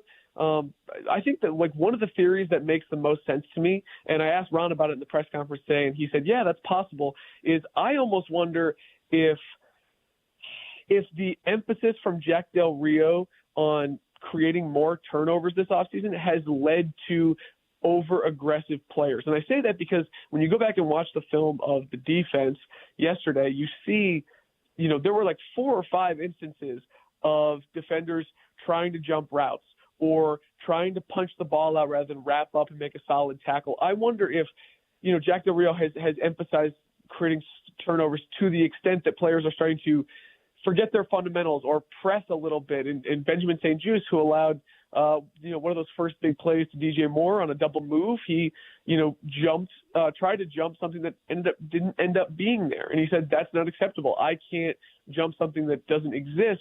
I have to do my job rather than trying to make splash plays. And I think that, to me, really encapsulated the question, is Jack Del Rio's emphasis on turnovers leading to over-aggression? Sam Fortier, Washington Post, with us. I think another theory that is a hard look in the mirror for those of us that cover the team, certainly those of us in like analyst opinion positions, which I know you straddle the line of beat reporter and also do great analysis work for the Post. Like, did we overrate some of the talent on this defense, and especially in that secondary? Like, did we think too much of a St-Juste? Do we think too much of a guy like Percy Butler, who's really struggled so far this year, where it's like, oh, they have all these really nice young players, and it turns out like maybe they still will be good players one day, but they're not quite as good as we thought they were yet? I mean, I don't know if necessarily that we overrated them or if we thought, because I do think they have a lot of good young pieces, but for whatever reason, whether it's an individual failure or it's a failure of coaching, like they are not coming together. And I think that like Emmanuel Forbes, I think is a very talented young player, but obviously he is off to a very rocky start to his first season in the NFL. I don't think that means that he's not talented. I think it means that he's not necessarily as prepared or as advanced as we expected. That might seem like a semantic difference, but I do think there's a difference between having the talent to play in this league and being, physically capable and being able to put it on the field and having a defensive backfield that works together, that communicates and is able to stop explosive plays as a cohesive unit. And I think that falls a lot on the coaches. Yeah, and then also, though, I think that like kind of where that semantic difference comes to life on the field is like they got to play games right now. And with the slow starts and with the youth, like they are not, while they could build into something, if you're in a 4-7 hole by week 12, it doesn't really do you a lot of good. And I think that's one of my questions that I've kind of been pondering all day, Sam, is with Jack Del Rio specifically, a guy who has been around the league a long time, who coached in an era where there was a lot more veterans on the roster. These slow starts year after year, like how much do you chalk them up to an inability to get young players up to speed fast enough? And is that just kind of a fundamental fatal flaw? I know it's impossible to like definitively know their answer, and these are all multifactorial equations, but like that's a thought that's been kicking around in my head all day, and I'm curious what you think of it. It has to be, because I think that is the thing that I am also most curious about, and that I think that they don't have the answer to. I don't think players have the answer to it, because like last night I was in the locker room, you talk to Cam Curl and Derek Forrest and Kendall Fuller and all these guys, and it's like we've talked about for the fourth year in a row, you guys have started slow on defense. This year, you talked about it nonstop. You said it wouldn't happen. You are in the same system for the fourth year, the same coverage scheme for the second year. You start no rookies except for Emmanuel Forbes, who was a first-round pick and should be expected to have a certain floor. He's going to struggle, but that's okay. Like, there's really nothing here that should suggest like slow start. And so you have to start considering, hey, is it a coaching thing? Is it, not being able to coach it without seeing it on the field? Because, I mean, even in the last couple of years, right? Like 2 years ago, it was, Landon Collins can't play safety, and that's why we're starting slow, so we have to move him to linebacker. Last year, it was, William Jackson doesn't know what he's doing or is incapable of executing the scheme that we want, so we need to bench him and move on. There isn't any of those excuses this year, and it really, I think, is challenging. Like it's certainly been difficult for me to be like, okay, what are the variables? And that's like one of the only ones that I can really think of at this point. Yeah. Sam Fortier with us from the Washington Post. Read his work, WashingtonPost.com/sports. On the offensive side of the ball, tale of two halves, which is not new, but I think much more explainable. Young quarterback, new offense being installed. Like you said, the defense, this is the fourth straight year of it. What did you make of the offense's night last night? And like, how do you feel about that side of the ball moving forward? So the struggles, I mean, I think are foreseeable, and it's like, hey, this is, a young quarterback, and he still hasn't started 10 games, and a first-time, solo offensive coordinator. Like, there's going to be those growing pains, right? But I saw a stat from PFF that was like they dropped back 55 straight times, which is the most I think that that PFF has ever charted. Yep, since 06 is when they have the data. Right, like they did not call a designed run after 8 minutes and like 30 seconds in the second quarter, which is mind-boggling to me. And Charles Leno said that he was concerned about their decisions to continue to drop back pass, even after the game was out of reach, and kind of the contact that Sam is taking.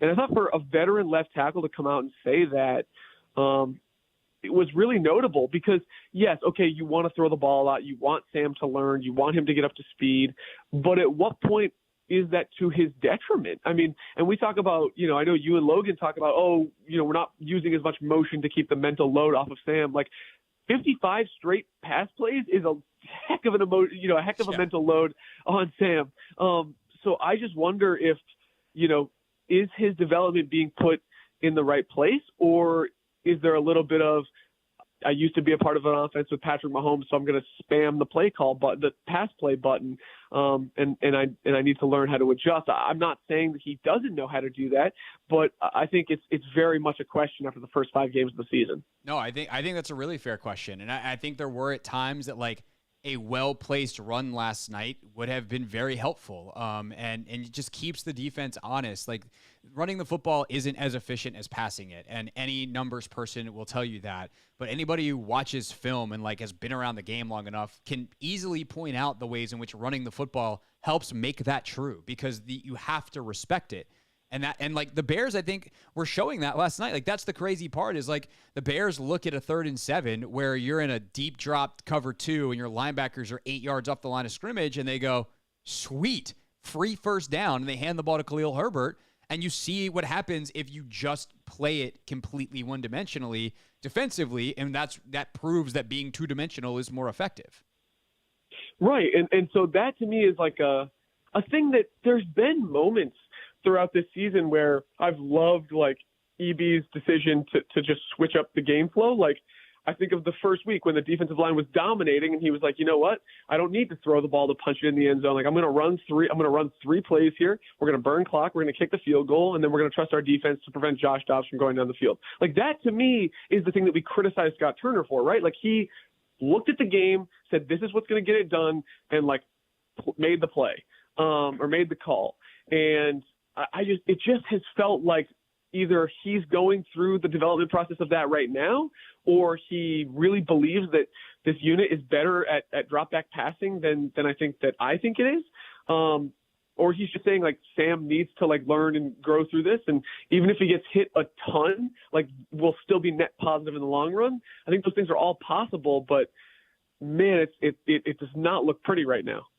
Yeah, and they're still being, quasi-productive, which I think is like makes it harder because it's like, it's not horrible, but is it sustainable? And I think that's a question you can ask about a lot of this team. The snap counts defensively for sure. Like I think they're completely unsustainable, and they're not even playing well.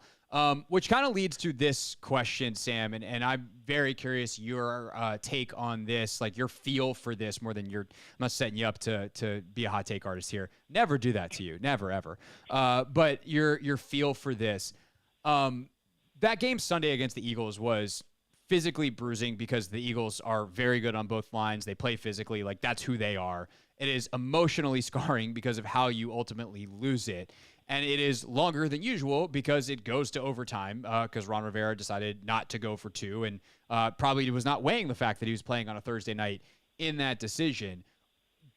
But both being there Monday, Tuesday, kind of feeling the team and how they are, being in the building last night and talking to guys in the locker room, is there a chance we look back in a couple weeks, things have actually worked out okay, and we look back at this game and just go, those dudes were tired. It was a Thursday night. They played a really hungry team. They got their ass kicked, but it had to do a lot more with like the state of the Commanders in this compressed timeline than it did some of these other existential factors that we're talking about. Like, do you have a good feel for basically the shorter version of that question is this team tired? Is this team fatigued?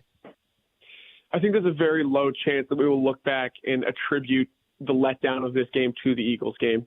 And I say that because last night in the locker room, basically like, we asked 4 or 5 defenders that. All those people I named earlier, St. Juice and Curl and Forrest and Fuller, and all of them said no. And I'm not saying that that's definitive evidence that it's not true. But John Allen said, well, okay, Chicago lost a heartbreaker to Denver the week before. Like no one is, and they went on the road. Like they should be more tired than us. Like they they're a winless team that had a big lead and went to the fourth quarter and then choked it away. Like, so how are they not tired? Yes, Philly is very good and they're really good in the trenches and they're an emotional team to prepare for because they're a division rival for Washington. But like, to me, if you're, if that is a factor, I think that like it's an indictment of the head coach's ability to like get you ready to play game in, game out, regardless of when the schedule has it. So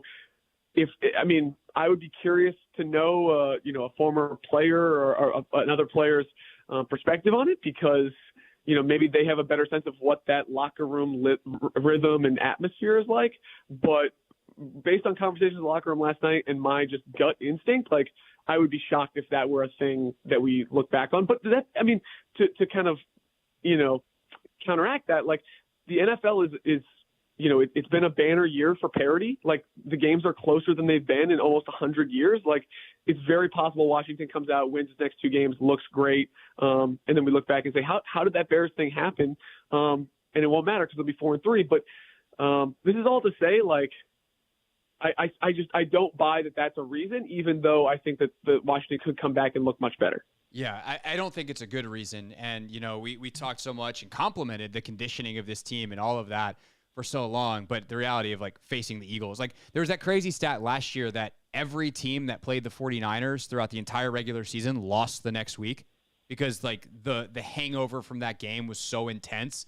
And I feel like the Eagles are kind of that kind of team in terms of physicality and brutality, that they're, especially if you have to play them, then play on a Thursday night, like there is some effect. Is it enough to lose 40-20 to the Bears? Absolutely not.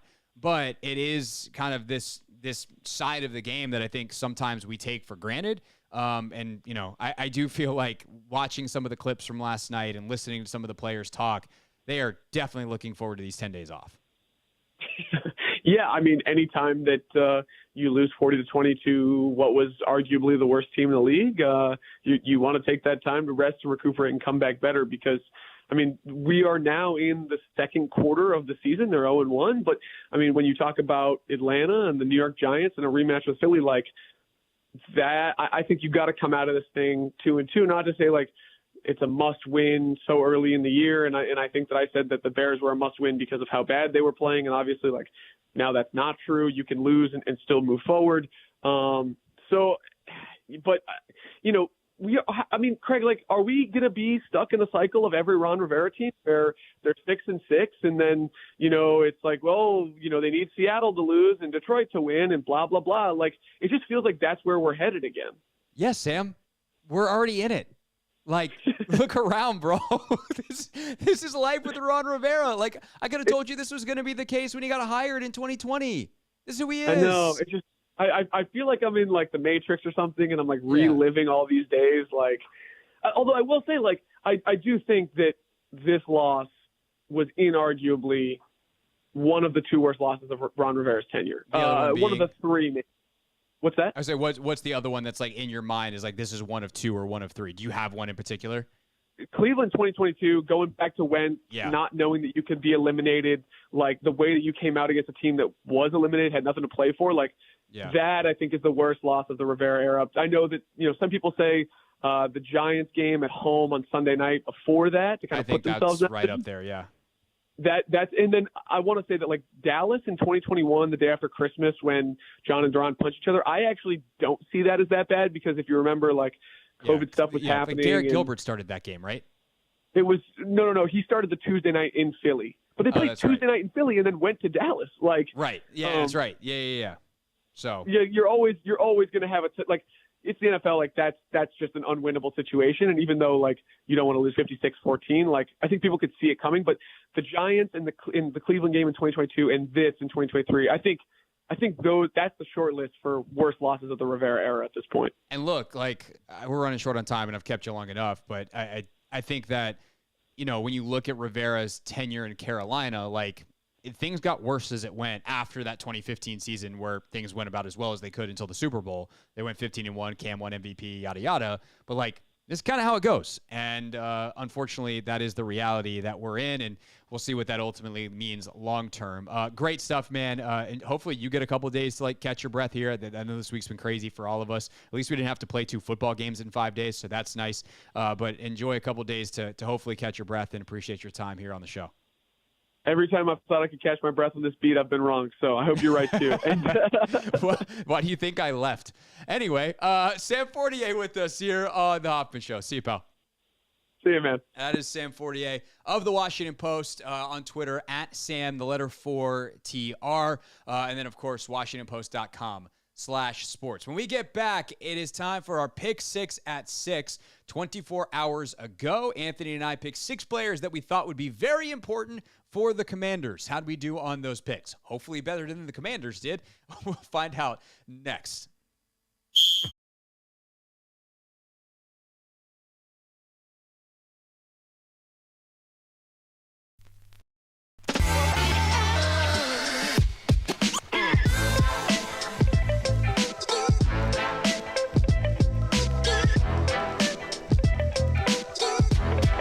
Fortier, how are you, and are you using the headphones that I sent you?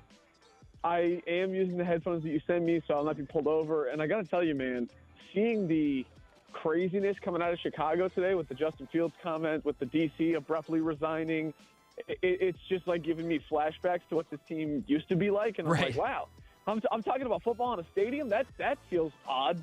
Right. One, God, this call quality is just exceptional. So just, I gotta say, I'm gonna send you a clip later just so you can hear how clear you are. Two, we actually, so earlier in the show, we did a segment called This, That, and the Other Thing, and we wound up putting the Bear stuff in that. And yeah, it felt very oddly familiar, but also safely distant, which I think is good. All right, we got a lot to get to and not a lot of time. So first, let's... Yes. James Smith Williams just pulled up and honked at me. I'm on the radio with Craig Hoffman right now. Do you want to say What's something? up, James? How you doing, man? What's up, James? Although you probably can't hear it because this is just in Sam's headphones. Quick. Craig, how you doing, man? I'm good. Feeling good. Just talking to Sam. Last time we did a hit with Sam, he put Matt Paris and Ben Standing on, so this is an upgrade. Way better. Yeah, way better. Yeah. Definitely an upgrade. All right, let's make sure nobody gets in trouble here. All right, James, drive home safely. Thank you. You have a good one. All right, goodbye. James Smith Williams, everybody.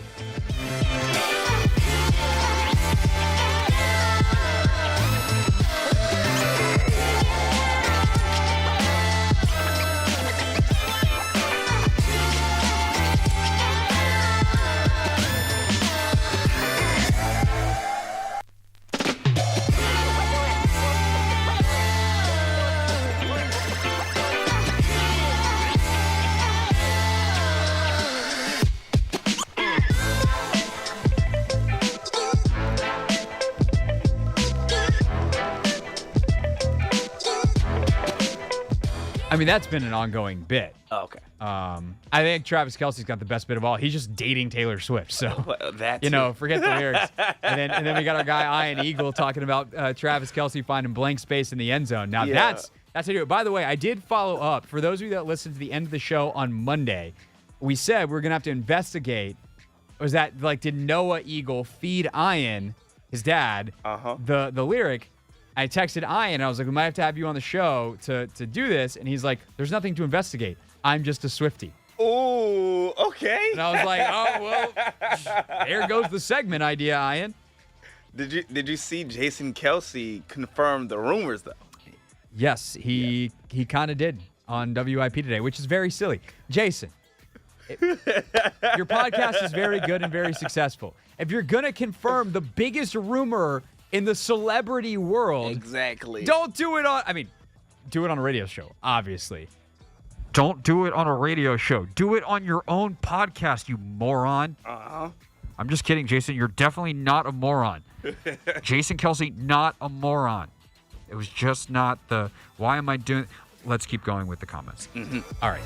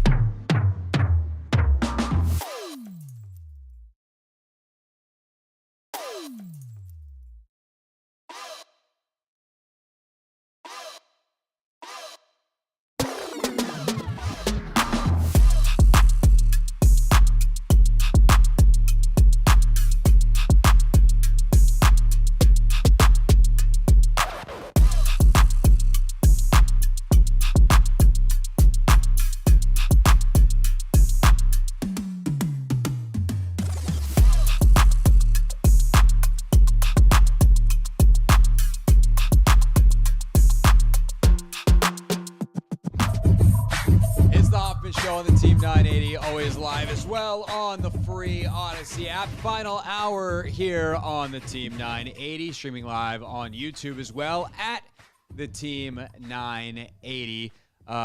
Be back, of course, on Monday with the show. Looking forward to a relaxing weekend. I think, Anthony, we need one to mentally recover. With that Thursday night performance, I need the weekend to get my mentals together.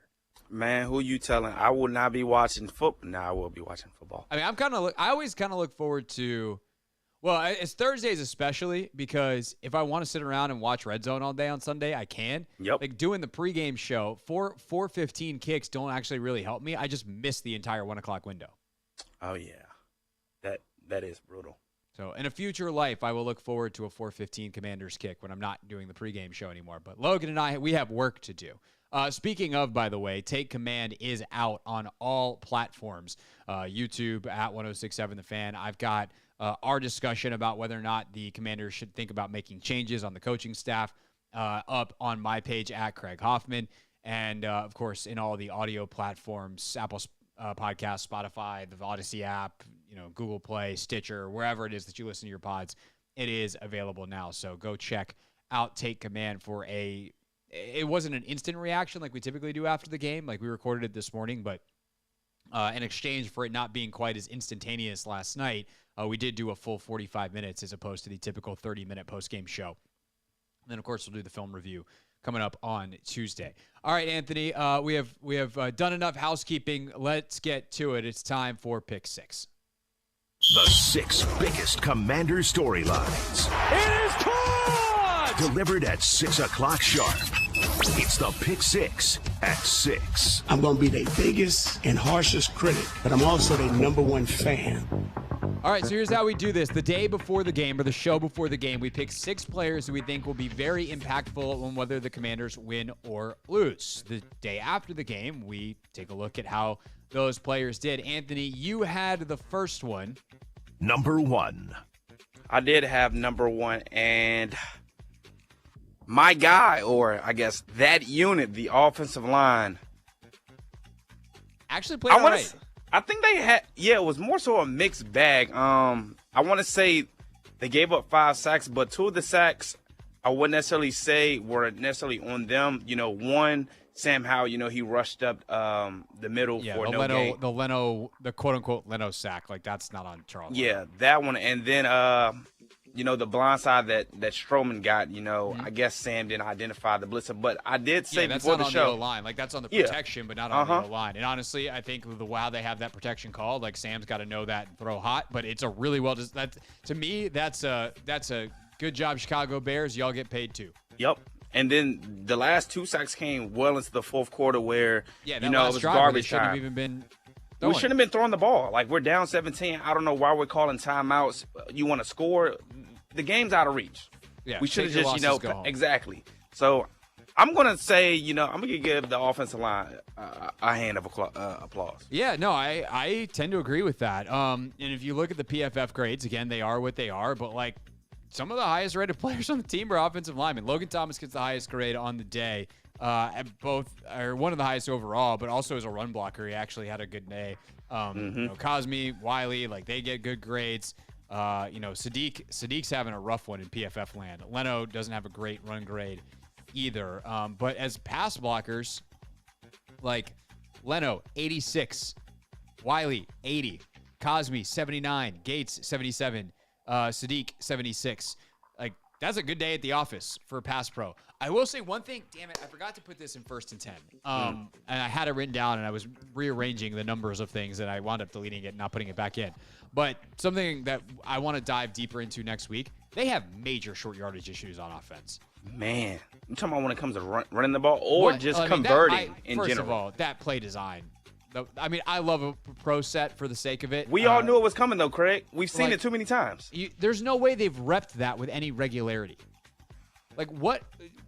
No. Just no. Hard pass on a 3rd and 1 early in the game. Like, you're not fooling anybody. Like, I don't get it, man. That was bad. I wish I could still – I got to find if there's a playbook with pro set in Madden because it's fun to do in Madden. Like, real life, 3rd and inches. Like, you gotta figure out something better. But I mean, I think it's indicative of the fact that they're trying stuff. Like, they tried the Logan Thomas thing last week a couple times. They've now tried this wacky set to run Brian Robinson out of. Like, they have a short yardage issue, and they have got to figure it out. And that probably comes down to a personnel issue on the offensive line. Like, they don't have what the Eagles have. They don't have what some of these other teams have in terms of a reliable place to get 1 yard.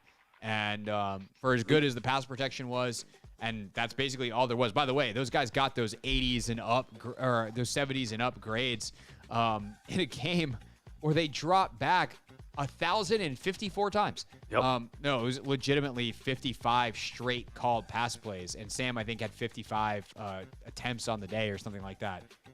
And they only give up 5 sacks, so to speak. And as we mentioned, like, they really gave up like 1 or 2 that are really on them. Yeah. That's a hell of a day by that O-line. Unfortunately, not remotely enough because of what happened on the other side in the trenches and in the defensive backfield. Number 2. I picked Antonio Gibson, and I feel somewhat validated because what is the thing, Anthony, that got them going in the second half offensively?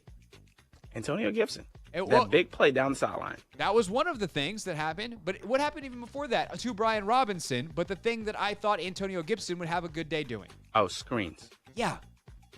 Where were they? The Broncos murdered the Bears with screens. And sure enough, the first one they call in the game is the second play of the second half. Yep. And Robinson goes 24 yards up the sideline. And you're going, hey, that seemed to work. Where's that? Where's that with Gibson? Get that guy in space. And I did love throwing him the ball down the sideline. Like, but the problem is, I think for Gibson, like, even the last gasp of hope goes right through AG's hands. Like, he is just, unfortunately, not uber reliable. They try to throw that. I mean, they throw Sam. This is right before the Joey Sly field goal miss, right? Yep. They're like 40-yard field goal at that point. They throw a swing pass to Brian Robinson, and in hindsight, B-Rob should have dropped it. He makes a ridiculous one-handed catch, but 5 yards behind the line of scrimmage, gets tackled. Now all of a sudden it's 3rd and 15.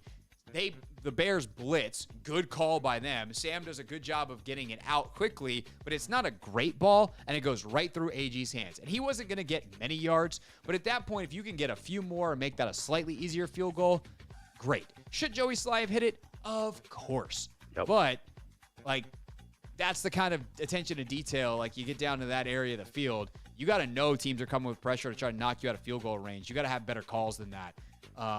And better options available. And, so Gibson did some big stuff. I thought the screen game would be more effective. That was really kind of Gibson was a proxy for the screen game. I feel validated that it should have been used more. Unfortunately, it wasn't. It was when it was effective, and the offense only scores 20 against a Bears defense that, it became a joke literally yesterday during the show. That was not very good up until that point. Number 3. Good call, bro. Dyami Brown. And I thought this would be a game where, we had the opportunities to connect on some deep balls, stretch the field a little bit.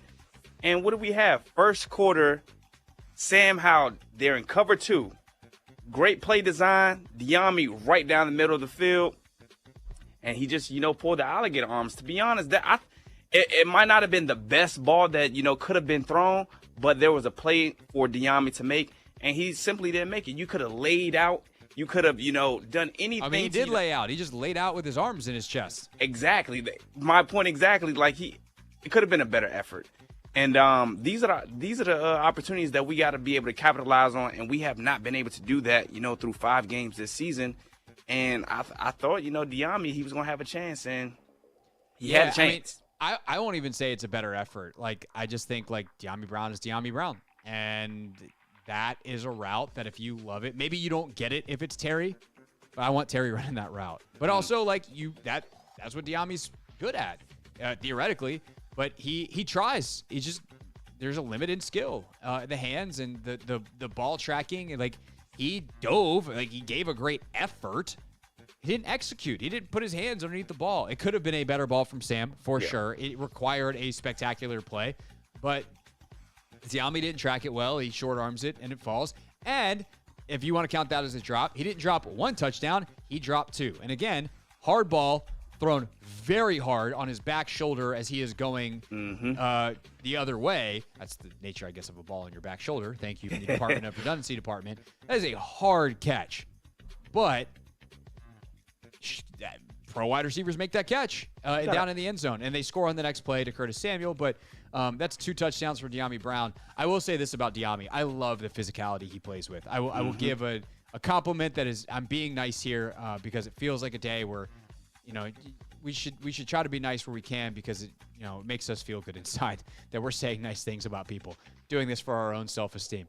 But Diami, like the physicality that he runs with when the ball is in his hands, it helps him get a first down at one point at one of those later drives. Like, there's some good stuff from Diami Brown that he's shown this season, but you draft him to be that deep play guy, and he's got 2 in his, like the 2 against Tennessee from Carson.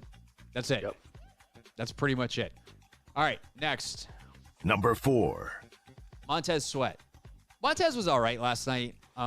This is kind of like, often we use this segment, peel back the curtain, right? We use this segment on some level as a proxy to talk about bigger things, bigger concepts. We try to identify players that we think are going to play a key role in the game.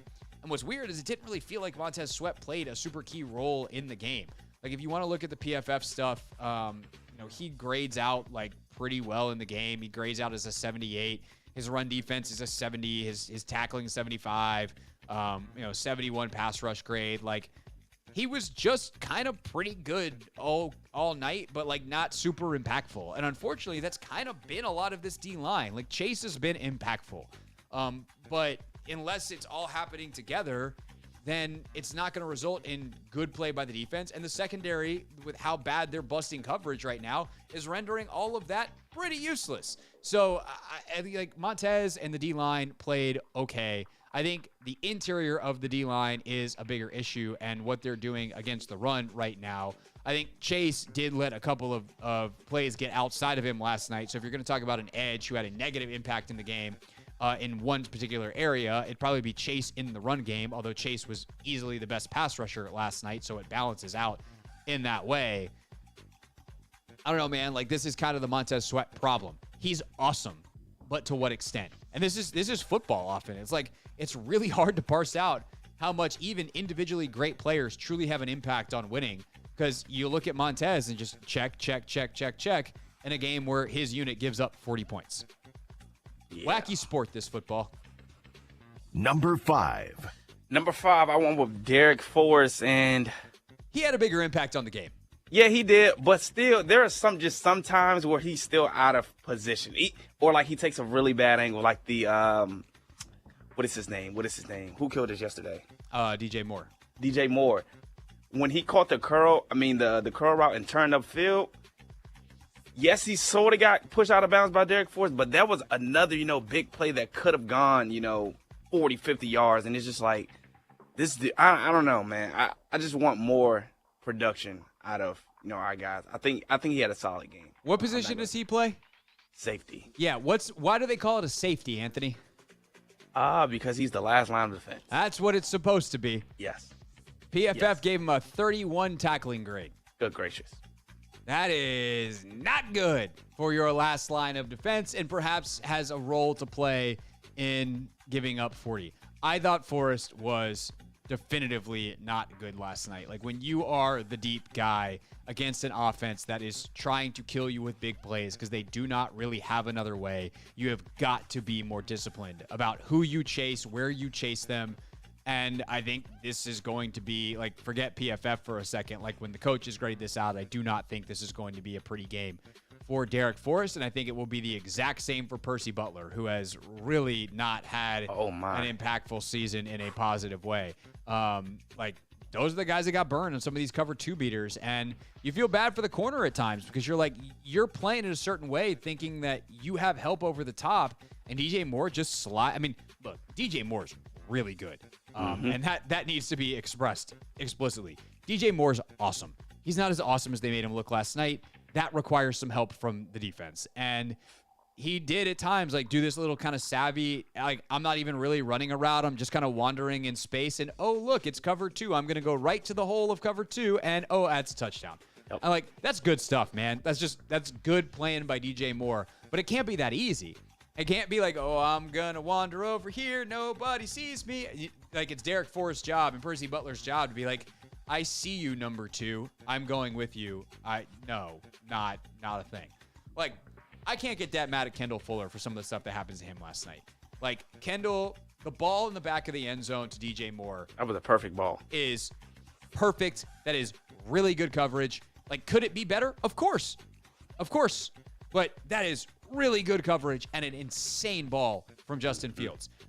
At the end of the game, kind of a similar thing to Emmanuel Forbes last week. Like, I blame Forbes for a lot of stuff, but at the end of the day, end of the game, when you're trying to make a play, you got to jump a route, like you need a turnover. Kendall gets his hands on the last touchdown to DJ Moore. The ball's just thrown with so much velocity, it goes right through his hand. Moore catches it. And again, like, where are the safeties? I'd have to go back and look. They might have been blitzing on that play, so like I don't want to throw the safeties under the bus again. But also, if that's the case, then hey, Kendall, you got no one behind you, bro. Like you're gonna have to make the tackle there. You can't be taking a gamble. So I think with Forrest and with Butler, like these are young players who are making mistakes, but this is also reflective of decisions made by the coaches. Like they made a decision to, for instance, move on from Bobby McCain, a veteran, who, while at times caused some of the same problems, like was a good communicator and helped them a lot in the back end. There are things beyond the physical abilities of football players that need to be considered when putting together a unit. And there is so much youth right now in that back end that I think it is causing major issues with communication, and it's stuff that their physical abilities in terms of speed cannot make up for. And by the way, they're tackling like crap. Not like I could go out there and do better, but yeah. That's their job, and they're not doing it very well right now. And that's just an unfortunate reality, and hopefully that gets shored up very, very quickly. Last but not least. Number 6. I had Jamison Crowder because I thought the Bears were going to be punting a lot. Whoopsies. Whoops. Mistake by me. Once? Was it just the once? I thought it was twice. Oh, no, twice. It was twice. One of them was a fair catch, and then the other one, Jamison had good return. A pretty. I mean, I feel validated. Had a nice little return there. Did old J-Mo. He also had a nice catch. Yep. So, like, Jamison Crowder had a good game. It just was not the thing that I thought was going to happen. Nope. It's what an embarrassing, frustrating game. What a just genuinely terrible way to spend an evening. I cannot tell you, Anthony, how happy I was that, like, I looked at Rachel probably third quarter and was like, thank God I am sitting here and I did not decide to go to FedEx. Because that really was a game time decision. Who are you telling, Craig? Because I also thought about going over to the stadium. B-Mitch told me he had a ticket. I'm like, I think I'm going to just go home. I ended up going home, and I'm glad I went on. I would have been furious had I gone to the game. Because I would have wanted to leave early, and at that point, like, now I got to just do all this extra driving. No, man, I came home. I sat on my couch. Like, it wasn't a good time. It's not like I had a great time watching it on my couch. It sucked. Mm-hmm. But, like, I finished watching the game in bed, and I don't even know if I heard the final whistle. Like, I think we got to the point of the kneel downs. I'm assuming there were kneel downs at the end. The Bears had the ball at the end. Or that Sam Howell was just getting sacked again. At that point. We had the ball last. Yeah, that's true. That's true. When they should have just been kneeling it down and calling it a day. Or handing the ball off or whatever. Like, and we're getting Sam Howell. Yeah, at that point in the game, at the Charles Leno got it right when he said, why are we still dropping our guy back portion of the game, I turned it off. I laid my head down, and within 10, 15 minutes, with thoughts of rage and what I was going to say on the radio going through my head, I was asleep. And I would have not even been even if I had left immediately at the final whistle, I probably would have not been at my car, certainly not out of the parking lots at that point. Yeah. Although it probably would have been pretty easy on the traffic on the way home, if we're being honest, because not a lot of people did stay till the final whistle.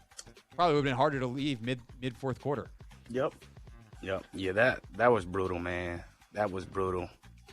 When John Keim goes, that's as bad of a loss as I've seen, it's a bad day. I mean, it's still the worst team in the NFL, though. Also, it's just like, And also these primetime games, I just feel like we just don't perform well. It's been, yeah. Literally every time. Dating all the way back to, Kirk Cousins and, how bad he was in primetime games. It's the same old Washington. Same old Washington. And that's the thing is the football stuff is going to take time. And we talked about that, obviously, in a lot more depth earlier in the show. What was I going to say, though? Where were we at right before the primetime thing? Traffic. John Kime. Nope. That thought train has left the station. It's not coming back. Whatever it was. Hopefully it wasn't that good. Oh. I mean, maybe it was. Maybe that's the greatest take of all time that just never is going to come out of my mouth because I can't remember what it was.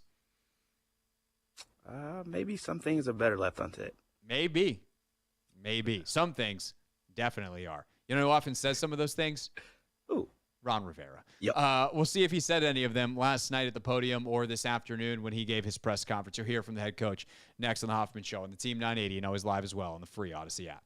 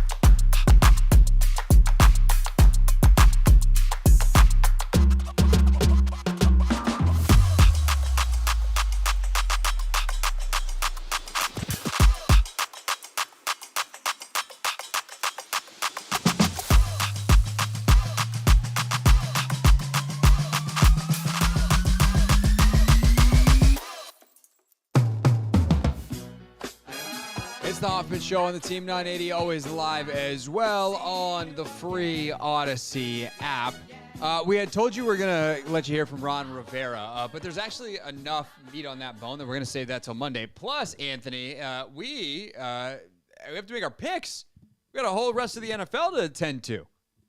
Yeah, we do. So I say we do that right now. Let's hit that music.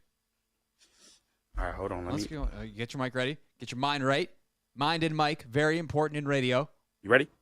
I've been ready for 30 seconds. I've been waiting on you. I don't know if my bad. My apologies. Yeah, you're good. You're good. All right, so records last week, real quick on the picks, and then we'll get into the analysis and the picks for this week. So last week you went 10-6, I went 8-8, and Craig, we are all tied, including the loss from yesterday. We started this week 0-1. Yeah, we are 0-1 this week, going into Jaguars and Bills in London, Tottenham Hotspur Stadium. That got very Australian very fast. Anyway, the point is, the Jags and the Bills. Bills might be the hottest team in the league right now. Can they take that overseas against a Jags team that is struggling so far this season? Just 2-2 after last year's strong playoff showing, going toe-to-toe with the Chiefs for much of that game. Weren't the Jags overseas last weekend too? Didn't they play the Falcons? I think you might be right. They have 2 international games? That is insane. But are they both in Tottenham? That's crazy. But yeah, no, you're 100% right. I don't know if it was in Tottenham Hotspur Stadium. They were the home team last week. Yeah. They are the away team this week. Wow. Well, to answer your cool, honestly. To answer your question, I think I'm gonna go with the Bills because again, the Jaguars' offense is still struggling. Yes, they won last week, convincingly, but the defense is also a huge reason why they were able to pull that game out. Trevor Lawrence, man, he's got to get going. He's got to get going, and until he does that, I think it's going to be a struggle for those Jaguars. And they're going against a defense. They're going against a defense in the Bills that have really, really ramped it up the last 2 weeks. Yeah, I mean, the Bills are the best team in the league right now. In terms of form, let's say the last 2 weeks, I think the 49ers certainly have something to say about the entirety of the season and how that's going. But at the end of the day, like, that Bills team is playing so absurdly good right now. I'd be hard-pressed to pick against them. I know this has been the wacky year for parity. I do think the Jags eventually will get things straightened out. We'll see, in what kind of time frame, because playoffs, the season waits for no one, but I'm going to take the Bills as well. You sure? Yes. Okay. Texans and Falcons, 2-2 teams, say that 5 times fast, who could not have more different styles. The Texans are throwing it all over the lot with C.J. Stroud. Falcons 2-2, and a lot of people think this could be the game where Taylor Heineke comes in and relieves Desmond Ridder. Of course, got an eye on this one too because the Falcons are the Commanders' next opponent. Anthony, who you got? I think I'm gonna go with the Texans. Shockingly, I just like what I've seen out of C.J. Stroud as of late, and still through 4 games he has not thrown a pick, and I think that continues this week. I don't think the Falcons' defense presents that much of a tough task for CJ. So I think I'm going to ride him and the Texas momentum into this Week 5 game. I'm going with the Texans. I was going to go the Texans as well. And then I looked at the line. It's got big stinky fish vibes. Big doesn't pass the Kevin Sheehan smell test vibes. If you didn't, I don't know if you're looking at it. Have you looked at the line yet? No. Okay. Who do you think would be favored in this game? Who's at home? Atlanta. I think the Falcons will be favored. Okay, maybe it's not as stinky then, but I feel like the Texans will be favored based off current form. Like the Falcons feel like they're in chaos. I feel like they are begging you to take the Texans. It's only 1.5. That's easy. I mean, if Tay comes in, that would change my perception. I just hate picking teams where the vibes are off. The vibes are terrible in Atlanta right now. Yeah. And they're great in Houston.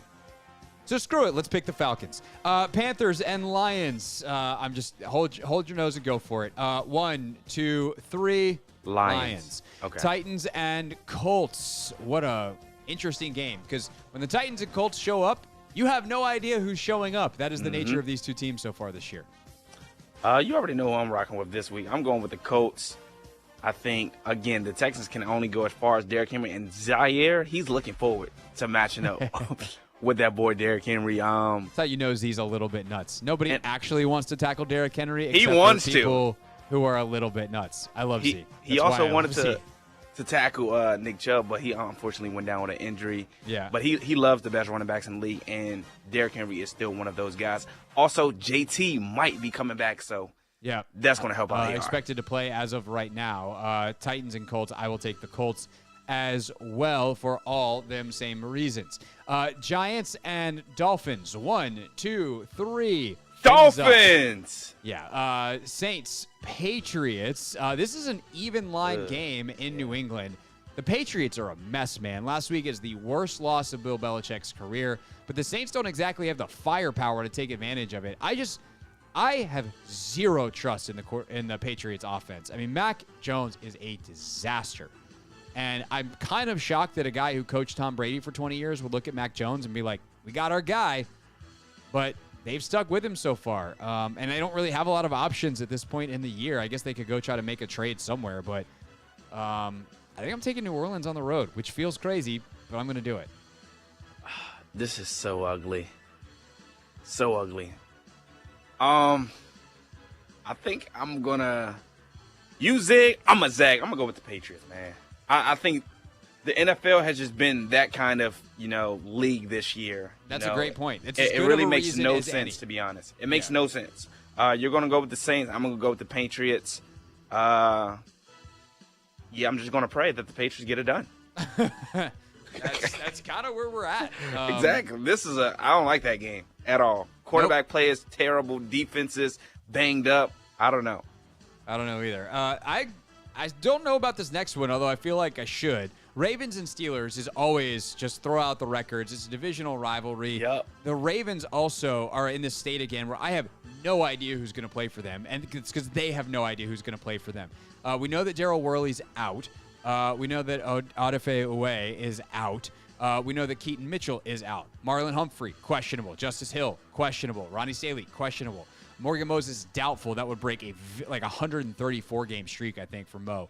That dude played through everything. What a warrior that guy is when he was here and has done the same in Baltimore. And then OBJ is also questionable. So, I don't know what Ravens team is going to show up. I do know that despite all those injuries, they're 3-1, and the Steelers can't do anything offensively. So I'm going to pick Baltimore. I don't feel great about it because this feels like the kind of game that Mike T wins, but I genuinely think the Steelers are in trouble. Which is when they go win a dumb game. Yeah, for some reason, I want to go with the Ravens and Lamar. He's my guy. But again, you pointed out all those injuries, and Lamar struggles to beat the Steelers. If you look at his record, I want to say he's won one game, if that, against the Steelers when he's suited up. So, I don't know. The odds tell me to lean Steelers. I'm going to go with the Ravens, too. Okay. I can't do that to Lamar. Eagles, that's kind of where I'm at. I'm just in Lamar, I trust. Yeah. I don't know. Eagles and Rams. Philly, 4-point favorites on the road in L.A. You do have to wonder a little bit about cross-country travel week after an extended overtime game, but I think Philly's good enough to win this one. I think they'll handle the Rams. Although Cooper Kupp is back for Los Angeles. Yes, Curious he is. what it means for your fantasy team as a Puka Nacua owner. I'm still thinking Puka's going to produce. He won't be scoring, 30 and 45 points every week, but I think he'll still be comfortably in the 20s, maybe high teens. We'll see. We'll see. Who you got in the game, Philly or LA? I'm going to go with the Eagles.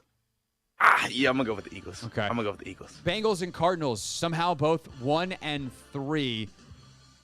If you're going by form, you probably pick the Cardinals. If you're going by the theory of it can't be that bad, you go with the Bengals. I think I'm going to go with that theory, but God, I feel terrible about it. You're going with the Bengals? Yeah. I'm going with the Cardinals. Okay, we'll see how that goes for you. Jets and Broncos, the Nate Hackett Bowl. Ugh. I feel like if we did 1, 2, 3 on this one, it'd be 1, 2, 3. Ew. Yeah.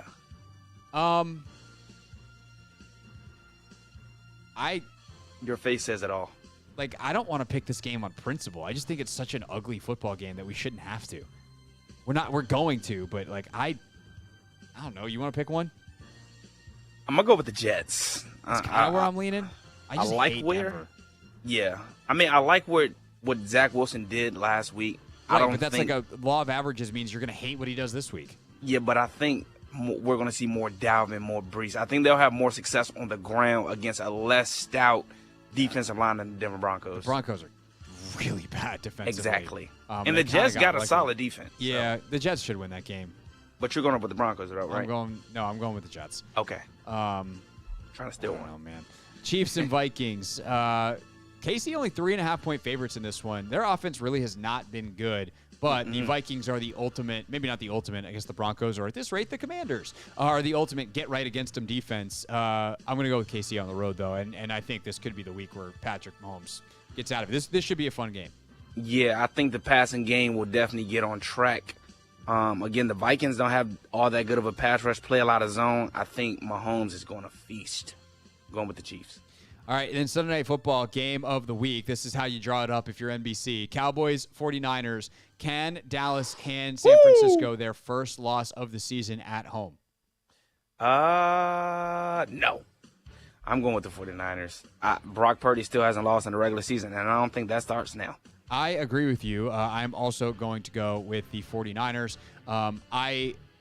This is going to get harder to say because they're going to keep winning a bunch of games, but I am not a Cowboys believer in the long term this year. And I think a team like the 49ers can expose them.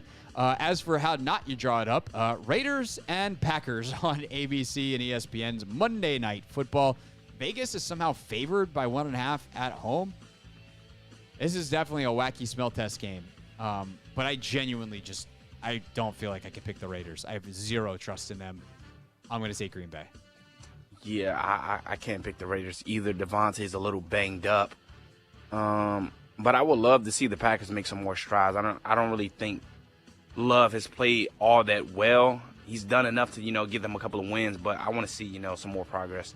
So I think this is a good game for them to do that. So I'm going to go with the Packers as well. All right, that is our look around the NFL. We'll see how we did on the picks and, of course, break down all of these games. And we'll have extra insight because we don't have to spend all of our Sunday watching the Commanders on Monday's show at 5:30. When we get back, real things, real people said, into real microphones. But first, a look at Here's trending. what's trending.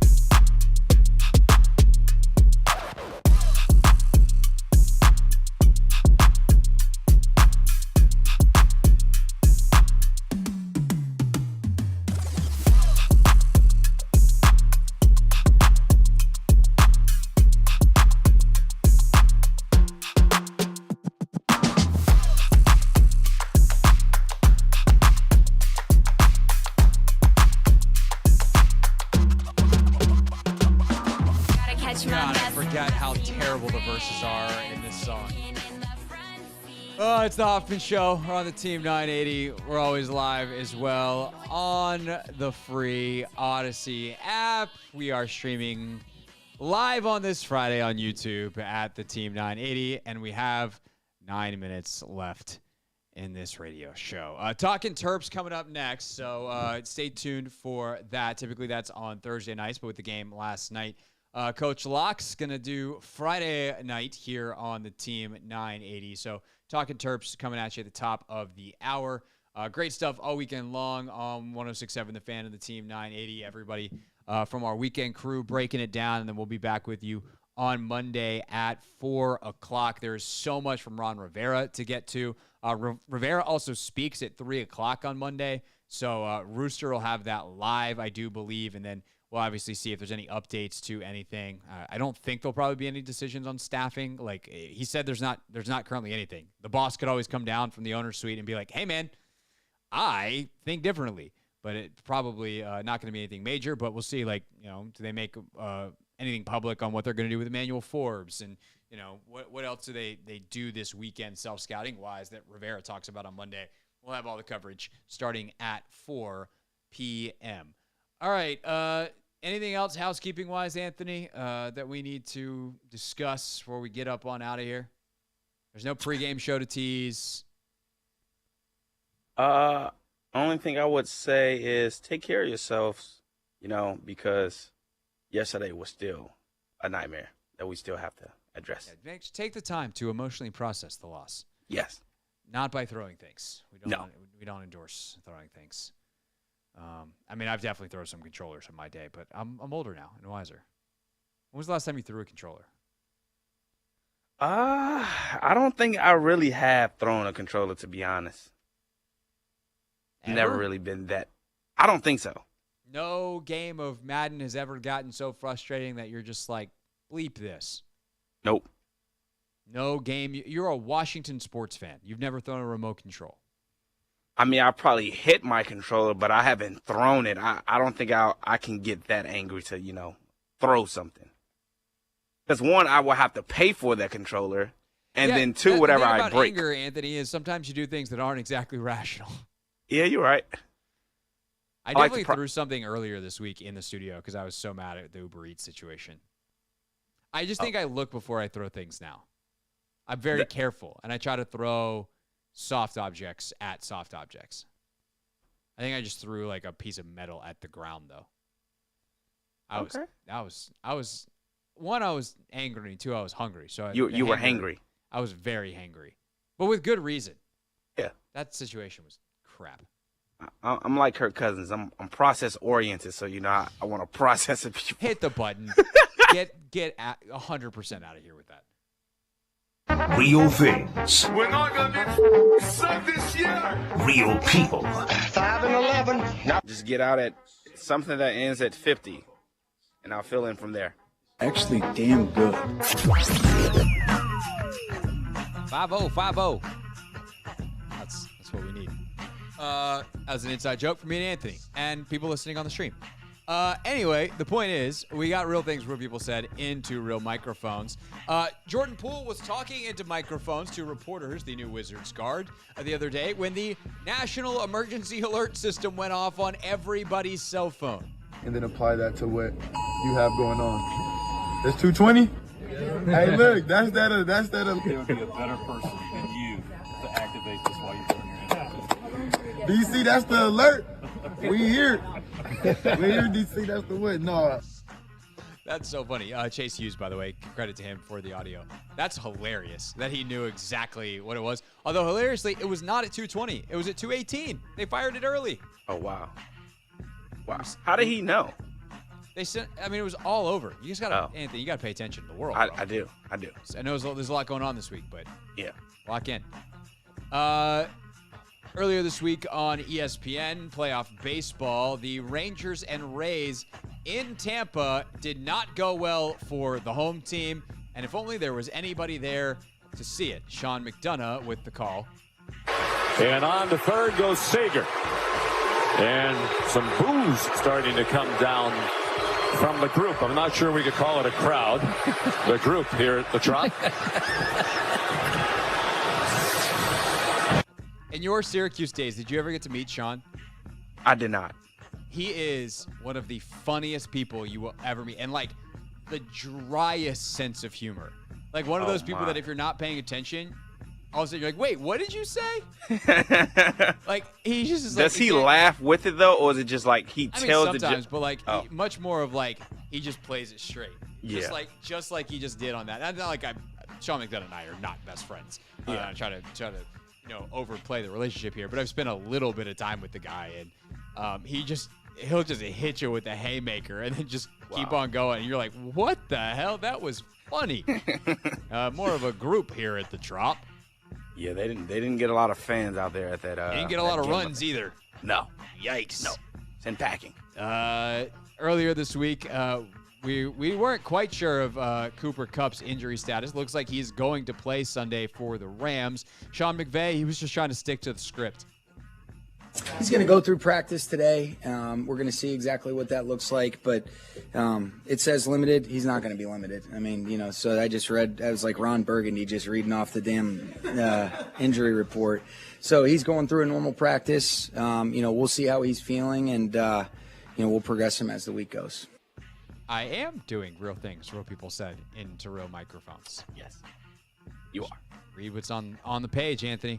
That's how this actually works on Fridays. I'm not in control. I just read what Anthony puts down. Then it's up to him to hit he can make me look very silly. You could just play another clip, although I'd probably call you out for it. That's kind of how it goes on the show. Like, Anthony, why did you do that to me? My apologies. And speaking of getting caught off guard, Trae Young at Hawks Media Day, they were doing a shoot where there's like some fire cannons. They just forgot to tell Trae Young there were fire cannons. Anthony, you did bleep this, right? I did. Okay. They forgot to tell Trae Young that there are fire cannons.